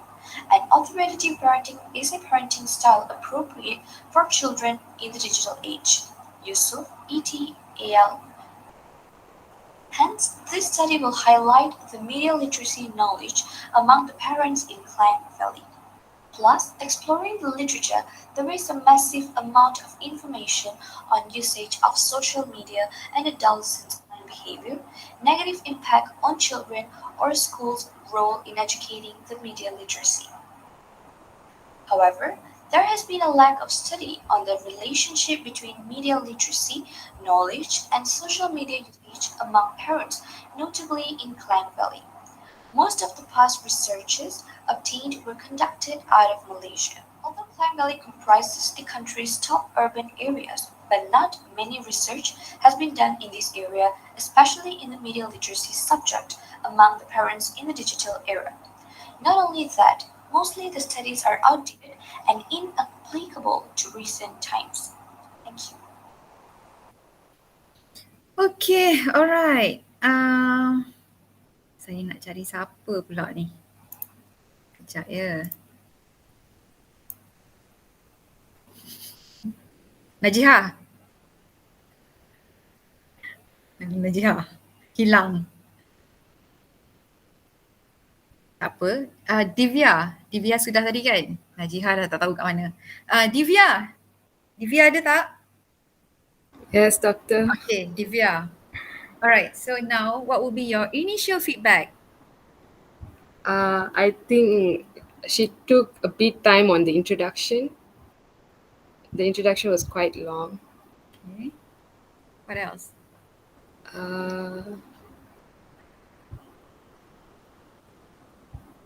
Itu je? That's all, doctor. Okay, thank you. Alright. Yes, Narmada. Yes, doctor. It's very interesting. You ada point, tapi point tu is not being elaborated. And of course, masa introduction tadi sama juga macam yang sebelum ni, yang my previous comment, dia tak like dia macam ni tau, macam kita pergi around the bushes, kita tak terus like terus bercakap tentang isu. And then dalam tu juga ada definition lagi, which is no, it's not time talking about definition dekat dalam problem statement. Nampak tak? Can you see that? Okay, Doctor. Yeah. Can you see? So problem statement dia ada tau. Akan ada operational definition. That will be under operational definition. We are not talking about definition dekat dalam problem statement. And satu juga kalau macam ada intro yang macam if you think that you want to introduce us about something, kan, masuklah dekat dalam background. Bawa dekat background. Okay, Doctor. is that clear? So boleh nampak kan? Sayang kalau tidak nanti dia sama juga, nanti dia akan jadi macam jumping. Mula just cakap tentang isu ni, kita dah dapat. Okay, you are talking about like some problems. Tiba-tiba jumping masuk dekat tempat lain. Lepas tu masuk, definition. So macam dia tak, it's not organized kalau macam tu. Okay? So bawa yang definition tu dekat operational definition, boleh bawa yang dekat yang intro tadi, masuk dekat your background of the study. Okay? Alright, Doctor. Alright. So next, Instagram has become a part of a person's life.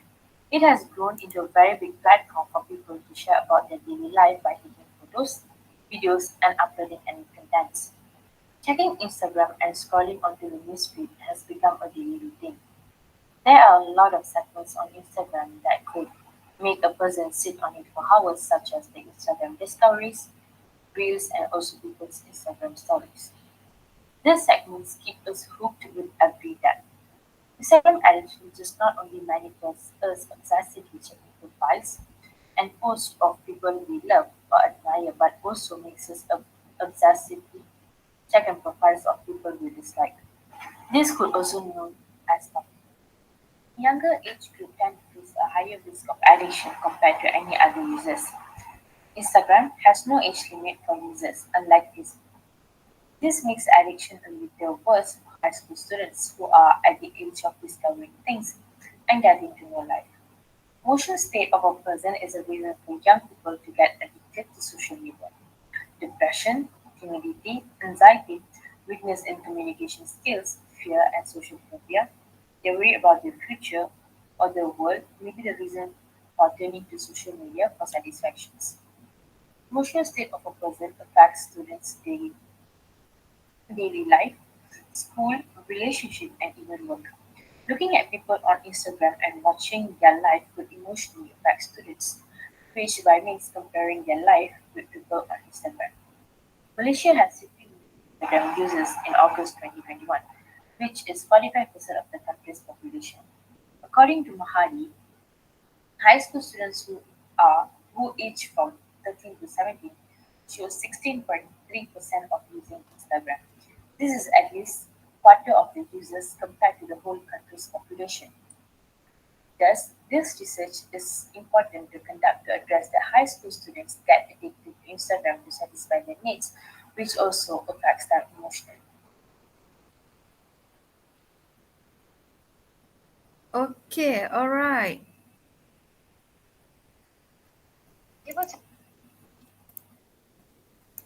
Okay, Narmada, your initial feedback.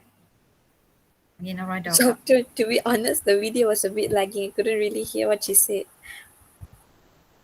Okay. Siapa lagi saya nak tanya sekejap ya. Diana. Okay. Jangan lari ya Diana, belum habis. Saya dengan sini tak. Bagi saya. Saya ni. Okay. So what would be your initial feedback?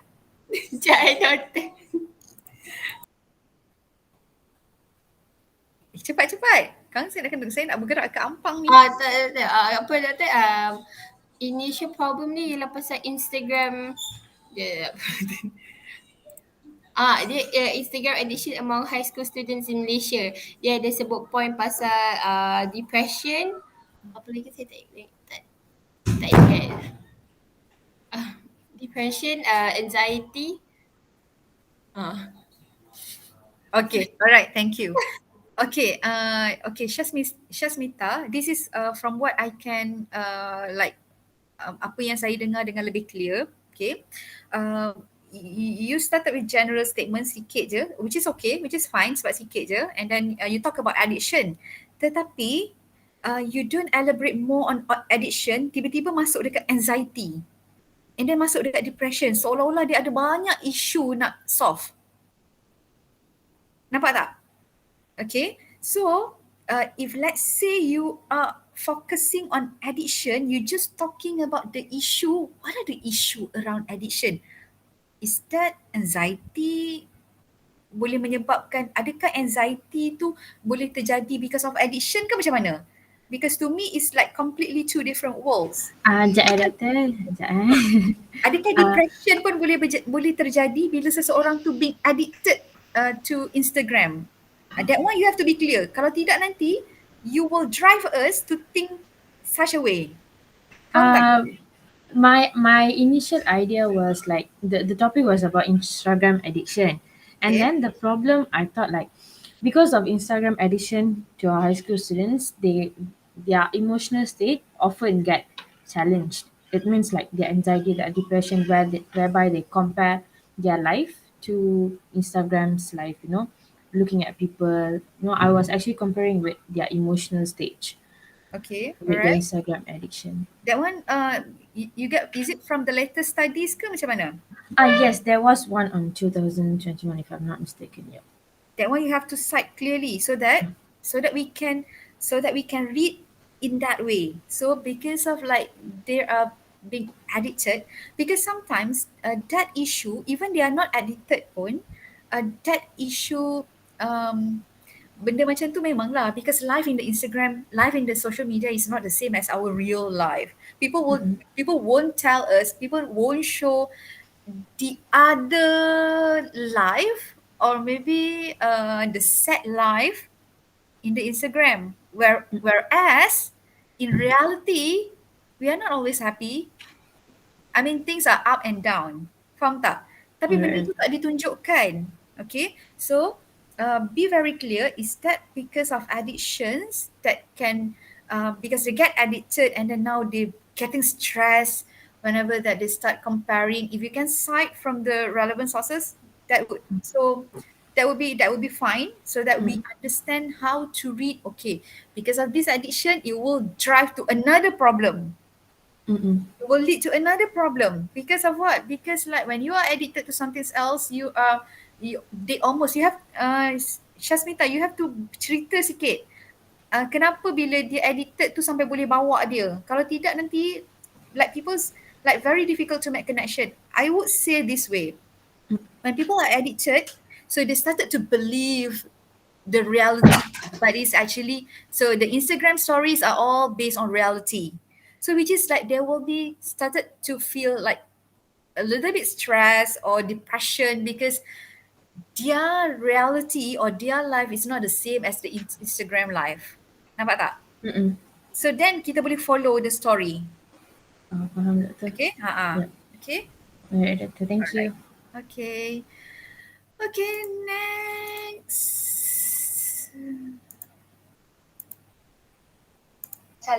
Cable television has been around for a long time, since 1948. It has been the biggest and can be considered to be the main mass media because of its ability to broadcast visual and audio at the same time. Television has grown into a powerful force in the communication of social values and standards in a civilized society. Thus, because of its dramatic and demonstrative qualities, it has become not only part of their everyday life, but also a true source of information, education, and pleasure. This is cited from Anthronica 2013. Cable TV has always been the biggest competitor to all mass media platforms and still is. However, the rise of internet is slowly taking over as it has more to offer. However, we can observe that and say that the intrusion made by online videos and streaming services has become the biggest threat to the existence of cable TV, cited from Agarwal et al. 2019. Moreover, contemporary TV entertainment is no longer one-dimensional, as several programs exploit other secondary media platforms in order to engage, activate, and thus strengthen content with their audiences from Friends in 2017. The transition of internet becoming the main source of entertainment has always been awaited, but it seems like it is happening faster than expected. As the time goes, a new generation or era evolves. Thus, providing content based on the current trends are so important so that a service can sustain. Regarding age, many young customers appreciate the fact that high quality technology is getting smaller and cheaper. When computers are considerably more portable and streaming services can be purchased online for less money and with less complexity, buying a television and cable TV/satellite box is not an appealing alternative by Crawford 2016. More and more people are turning to the internet for their television content, but that doesn't mean traditional TV has fallen off the map. Networks and providers are getting smart and following the needs of their audiences and slowly experimenting the web/internet for their sustainability by Agarwal et al. 2019. Cable TV or pay TV is becoming more of an integrated service providers as their services ranges from VOD, video on demand, internet access services, cloud storage and application services, as well as Internet of Things services, such as smart metering at home by International Telecommunication Union 2018. However, there are customers who are increasingly cord-cutting, which means they are abandoning pay TV services in favor of OTT TV services at the same time. This is sourced from Udo Akpan and Kanteng in 2020. Thus, the purpose of this research is to study the downfall of cable TV and whether or not it is related to the upcoming trend of OTT services. Okay. Saya nak cari next person.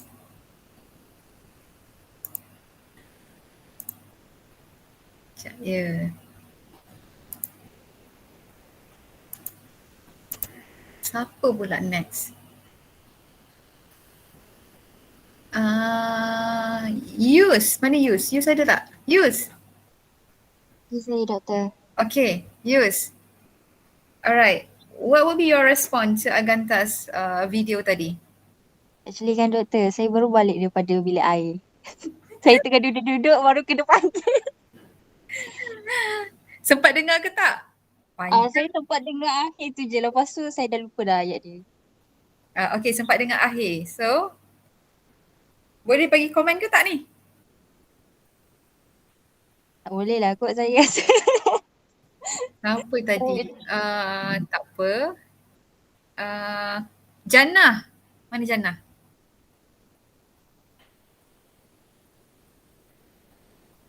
Mana Jannah ni? Tadi saya tanya siapa? Narmada. Okay, tadi Narmada tak boleh nak dengar clear. Okay, how about this one? Yeah, Doctor, this one I heard it. Okay. She was giving a very brief introduction, and then she straight away started with the downfall of cable TV. Also, that she related with the online movie streaming apps and why is it rising and things like that. If I'm not wrong. Okay, alright. That's all, Doctor. I think she was precise enough. Like she didn't beat around the bush like what I did. Okay, alright. Okay, thank you Narmada. Okay, Ganta. Mana Gantanya? Saya rasa dia ke tandas lah doktor. Ya ke? Sebab tadi dia ada pesan dia nak pergi tandas kejap. Time orang cakap pasal dia nak pergi tandas. Saya rasa dah lama pergi tandas tadi tapi dia sakit perut ke saya tak tahulah. Ya ke? Doktor. Okay, alright. Okay. Okay, kalau kita tengok Aganta punya, cuma towards the end tadi, to me, she can just like maybe talk, dia banyak bagi tahu tentang like types. Yang itu, kalau from my personal view, I would push to literature review lah, kan? Sebab we just like want to focus on kita punya like problem statement, so whatever like suggest types benda macam tu, so we can just push because we want to elaborate. Kalau kita nak explain panjang, maknanya kita akan bawa dekat literature review just to explain more on cable TV ke ataupun to explain more on the Sekejap. Okay. Okay, to explain more on cable TV dan sebagainya. Okay, tetapi from the beginning dengan memang banyaknya memang Agantara bercakap tentang the downfall, and then of course so what happened to cable TV kan, so that is actually about she's telling us about the problem. Okay. Okay, next kita tengok.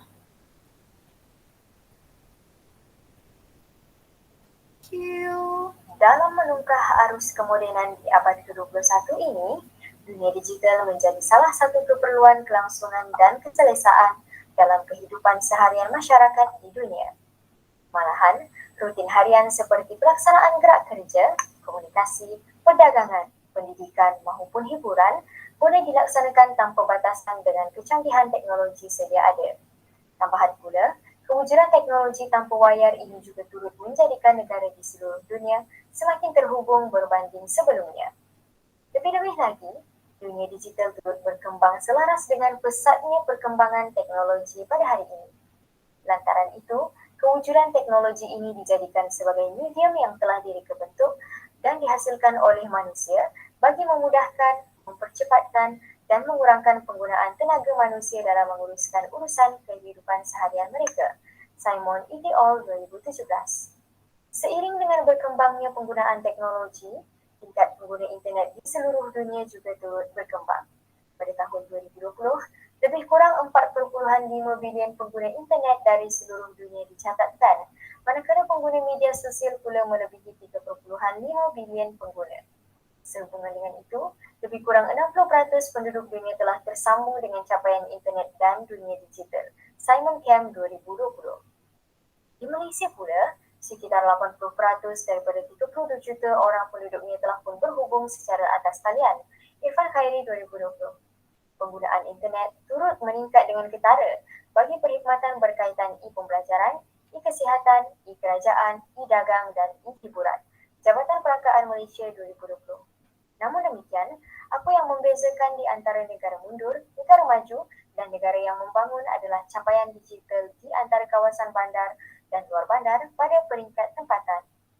Jurang digital merupakan konsep yang mulai dipertimbangkan bagi membasmi kemiskinan selaras dengan garis panduan dalam United Millennium Development Goals.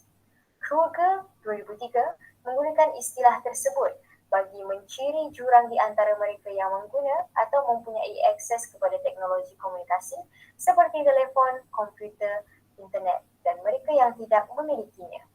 Dari sisi yang lain, jurang capaian digital di antara kelompok masyarakat yang mempunyai akses dan tidak mempunyai akses terhadap dunia digital turut mencipta perbezaan dalam bentuk pembangunan masyarakat setempat. Hazura et al. 2012. Bibiana Mosibeno, pelajar jurusan Asasi Sains Universiti Malaysia Sabah, tular apabila sanggup tidur di atas pokok untuk menjalani peperiksaan secara dalam talian disebabkan oleh masalah capaian internet di kawasan luar bandar, mendapat perhatian berita antarabangsa, Suruhanjaya Komunikasi dan Multimedia Malaysia SKMM dan Telekom Malaysia Berhad Sinar Harian 2020.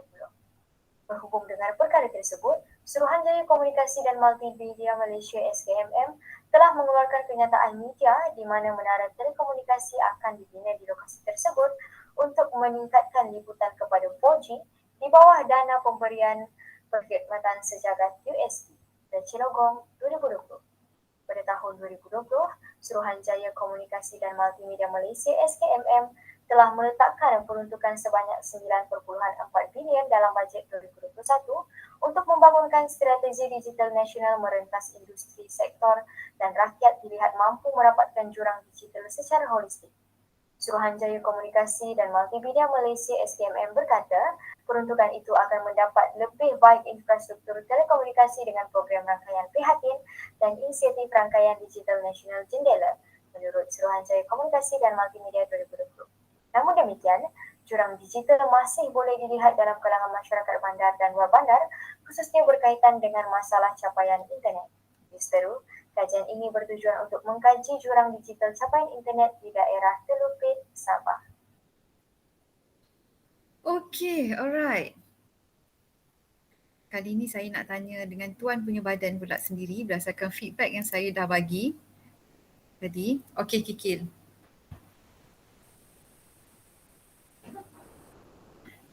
Rasa-rasanya Ya, saya, berdasarkan doktor. feedback saya dah bagi tadi kan, what would be the problem? Saya terlalu banyak pendahuluan dekat depan tu, doktor. 2 minit And yang then pertama. 2 minit yang Ya, pertama. saya termasukkan definisi. Okay, alright. Lagi? Lepas tu saya start dengan terlalu general sangat. Saya tak terus spesifik kerana kepada problem yang saya nak cakap tu. Dan saya tak banyak sangat cakap pasal diorang digital. Tapi saya tersasar sikit, saya tercakap pasal internet instead of diorang digital. And sepatutnya saya masukkan lagi sedikit faktor-faktor lain yang juga mungkin menyumbang kepada diorang digital. Selain daripada yang internet tu sahaja. Okay, so boleh nampak kan? Boleh nampak right? Boleh nampak, doktor. Okay. Yang tu maknanya boleh push dekat I mean you can talk about it dekat background, ataupun kalau rasa dekat background dah sebut tentang benda lain ataupun dah introduce, boleh bawa ke literature review. Tapi be careful tau. Be careful. Sekejap. Okay, doktor. Ya, sekejap. Sekejap saya.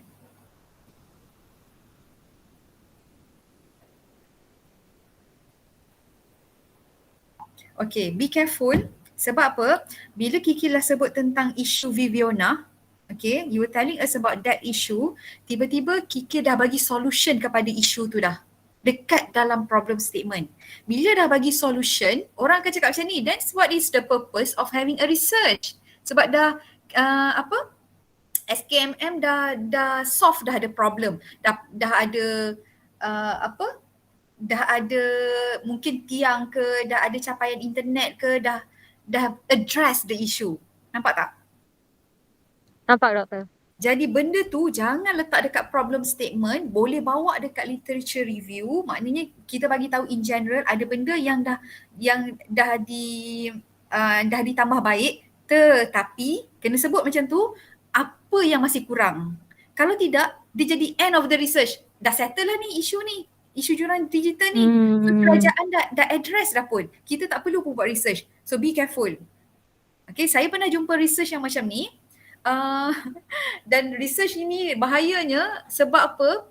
Dia dah bagi tahu dia like very pro to what the government is doing, and then sampai dia address dekat dalam study dia apa government dah buat. So we were asking, then what's the point of doing this research? Because you already mentioned that the government has addressed all the issue, then that will be the end of the research. Sebelum dia buat research lagi. Yang itu, hold dulu. Even boleh letak dekat mana tau? Letak nanti dekat discussion, dekat akhir nanti. Supaya yang mana benda yang dah dibuat. So sekurang-kurangnya to support mungkin apa yang sekarang ni dah buat dan apa yang masih kurang lagi. Okay. Kalau tidak Faham, nanti doktor. seolah-olah macam kita nak buat research ni tapi orang lain dah address pun the issue. Dah address pun pasal digital divide ni. Isu digital divide. Jurang digital ni has been addressed. So jangan lagi sebut benda tu. Kadang-kadang kita tak apa, kita tangguhkan dulu apa benda yang dah dibuat oleh kerajaan, ataupun kalau kita nak sebut juga, you have to say tetapi apa yang masih lacking. Kan? Alright, clear kan? Clear, doktor. Okay, alright. Okay, thank you, doktor. Kita pergi next. Chan. Good morning to Dr. Amalina and my fellow classmates. Today I would like to talk about the statement of my research problem. Before that, I would like to introduce my research title, which is the effectiveness of hybrid learning environments on academic achievements of UTSI students. The country Malaysia welcomes toward to the endemic phase. The Ministry of Higher Education announced that the university has begun to reopen to ensure that the learning process perform well. Due to the latest standard operations procedures, the hybrid learning mode is the most suitable method rather than traditional learning modes. And the researcher also state that the learning outcome and academic achievement are stronger with hybrid than of either face-to-face or online teaching alone. However, there are a lot of challenges or factors faced by the students in higher education. According to Rajabari and Satali in 2021, the amount of literature shows several factors that affect the students' satisfactions and performance in online classes during the pandemic of COVID-19. The researchers Xinjian Chen and Yulu 2013 state that the function of the network platform is not good cause the negative effects of the navigation loss and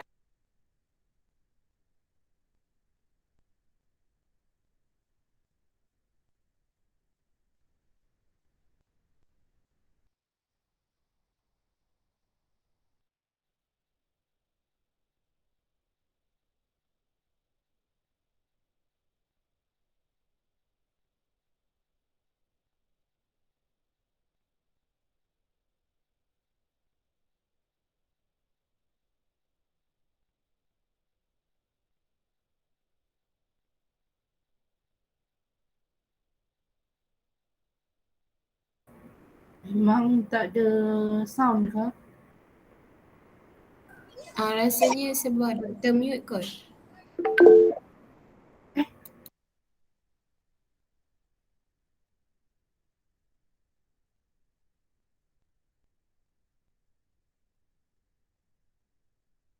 Doktor? Ada doktor kat situ ke?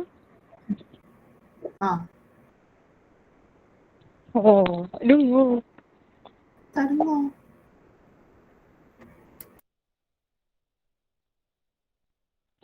Tak dengar juga. Kenapa tak clear ke? Tak ada suara langsung, doktor. Tadi kan Dr. mute.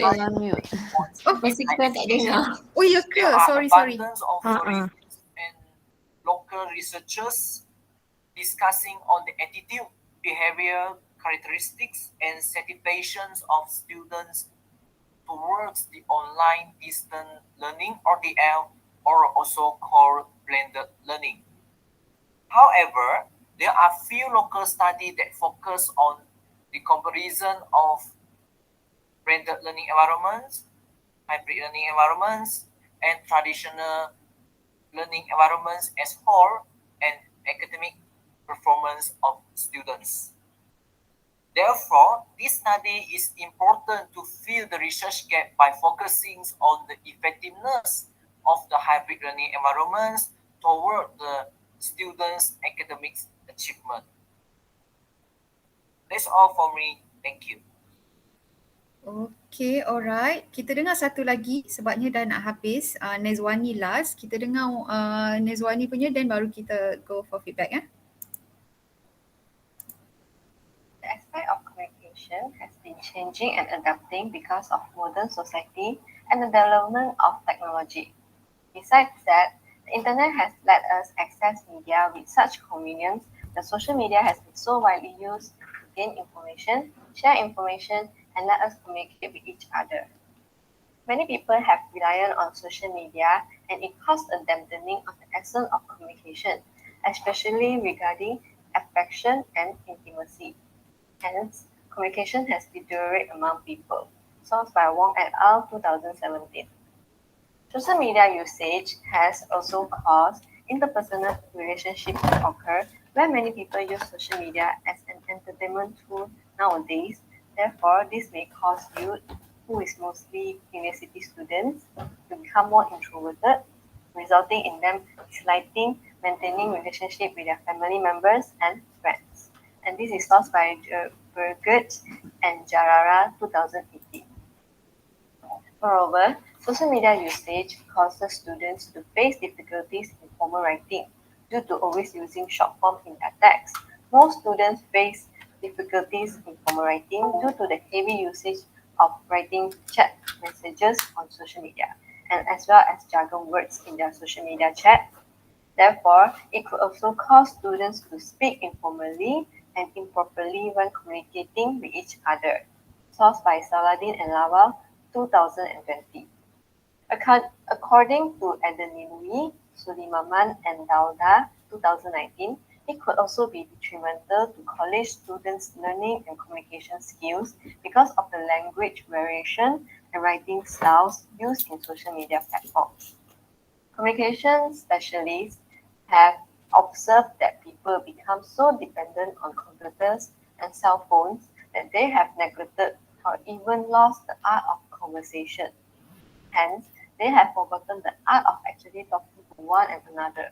The problem is that up to 70% of meaning that what we say comes from our facial expression and body language. That's why we couldn't rely on online text all of the time, because it could always occur miscommunication and misunderstanding. Sourced by Hall, 2017.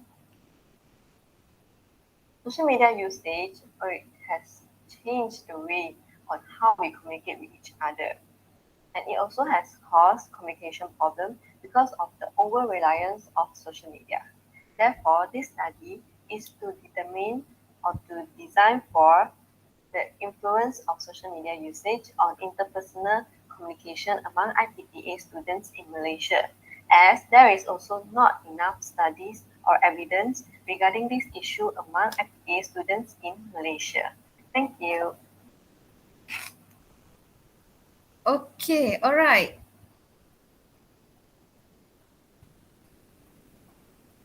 Okay, Chan. Yes, Doctor. Chan. Okay. So, how could you reflect your own video tadi?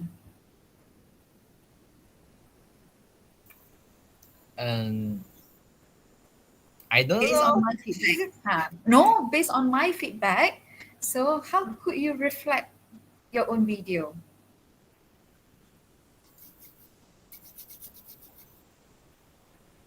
Is it What the is the strength? problem?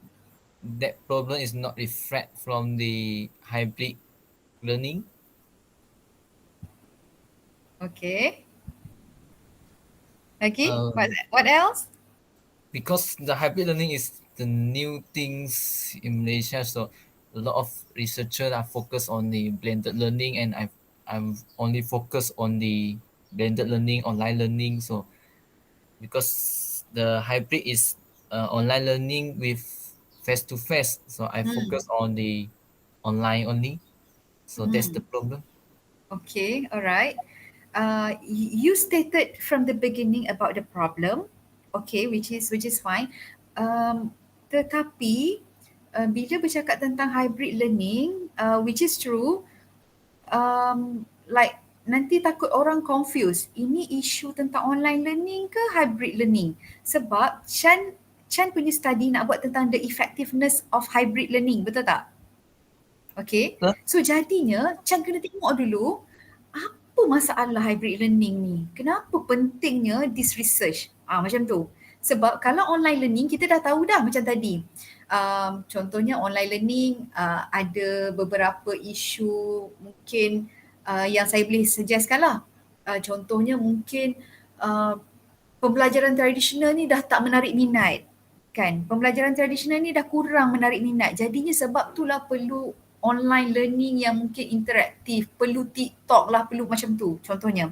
Tapi untuk Chan, nanti takut isu yang Chan bagi tahu tadi, dia lebih kepada online learning, tapi sebenarnya hybrid learning ni kan, apa masalah dia? Betul macam Chan cakap tadi, hybrid tadi is a combination kan. So ada isu tak bila combination di antara face to face dengan online?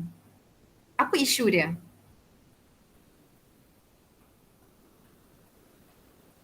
Sebab kita tahu it's gonna be more effective kan? It's gonna be more effective. Sebab tu kita nak buat kajian ni. Tapi apa sebenarnya isu yang menyebabkan kena ada hybrid learning? Which is Chan boleh je masukkan tentang masalah online learning pun tadi. Tak ada masalah. Tapi apa yang menyebabkan, tapi kena play with your words. Ayat tu kena susun supaya, contohnya, Chan kena cakap macam ni tau.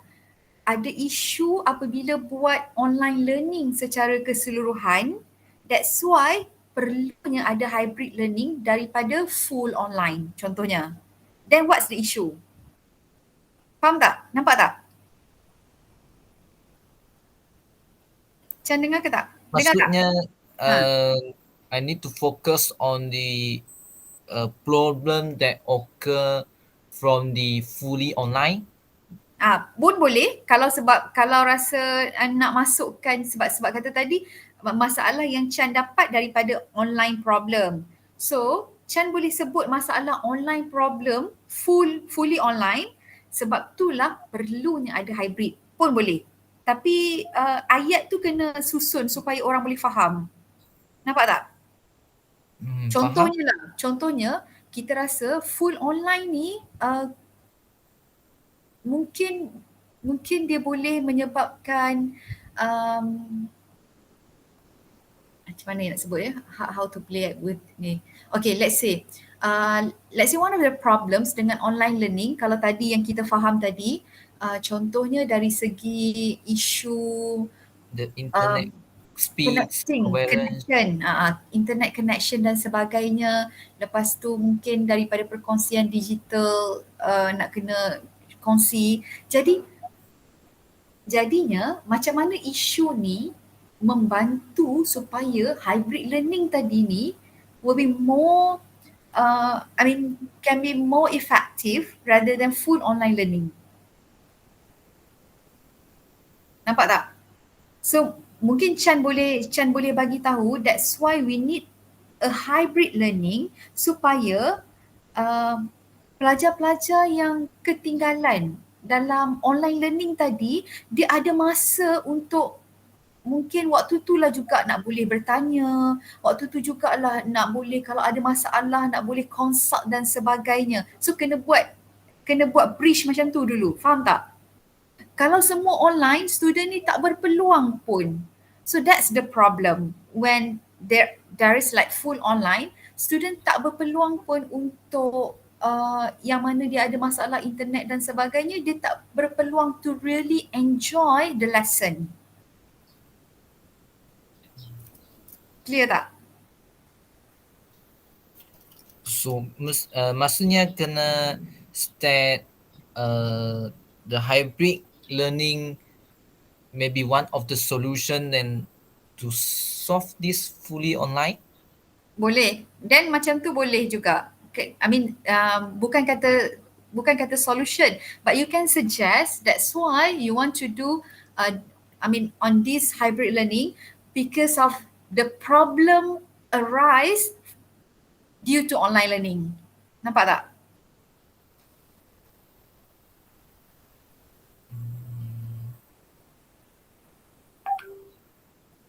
Okay, tak apa Chan. Nanti kita explain further. Kita explain further. Okay, untuk Nazwani cepat. Nak dekat pukul 3 dah ni. Nazwani. Yes. Okay, so if you can improve, how can you evaluate your own presentation? I feel like some of my points like in literature review. Is it? Macam mana? Some of my point is in literature review. Okay, alright. Yeah. I mean, not all, of course. That some. Yes, you have to telling us about the problem, but I feel that tiba-tiba macam terstop. Alamak, like I could be. Kalau if you can provide us like some examples, that would be great. And then tiba-tiba masuk dekat another points yang which is yang point tu sebenarnya boleh bawa ke literature review as you say. Kan? Yeah. Okay. So I think that is almost the same problem as semua yang sebelum-sebelum ni. Nampak tak? Jadi it will be good kalau kita dah boleh nampak dah. So now I think that you can be more precise about your about your research statement. Chan, jangan tersilap tau research problem. Sebab Chan awal-awal tadi sebut tentang research problem tau. It's not a research problem, it's problem statement. Research problem tu lagi luas tau dia punya konsep dia. Okay? Okay, so I think that hopefully sebabnya kalau macam kita tak buat macam ni, susah kita nak tengok like whether you are doing it correct or not. Kan? Sebab sometimes the things that you have learned dekat methodology ke, statistik ke, dia tak dapat nak buat secara ekstensif. Kan? And dia ramai students. But now when you are doing research, that can be more focused because we have less number of students. Kan? And then it's like 2 semesters project, we can really focus on what you should be doing. Kan? So untuk lebih nak kemaskan lagi because this is betul-betul research project. Kan? So yang mana yang like if we are talking about research problem statement, then we really focus, be precise about research problem statement, and then we come up with evidence, we come up with examples to strengthen our issue. This is the real problem, we have to solve it. This is the real problem, that's why we need research. Macam tu. Okay? Alright? So I think that's all from me. Saya pun nak kena gerak tadi. Okay, so thank you everyone. Thank you, Doctor. Thank you, Doctor. Thank you, Doctor. Thank you, Doctor.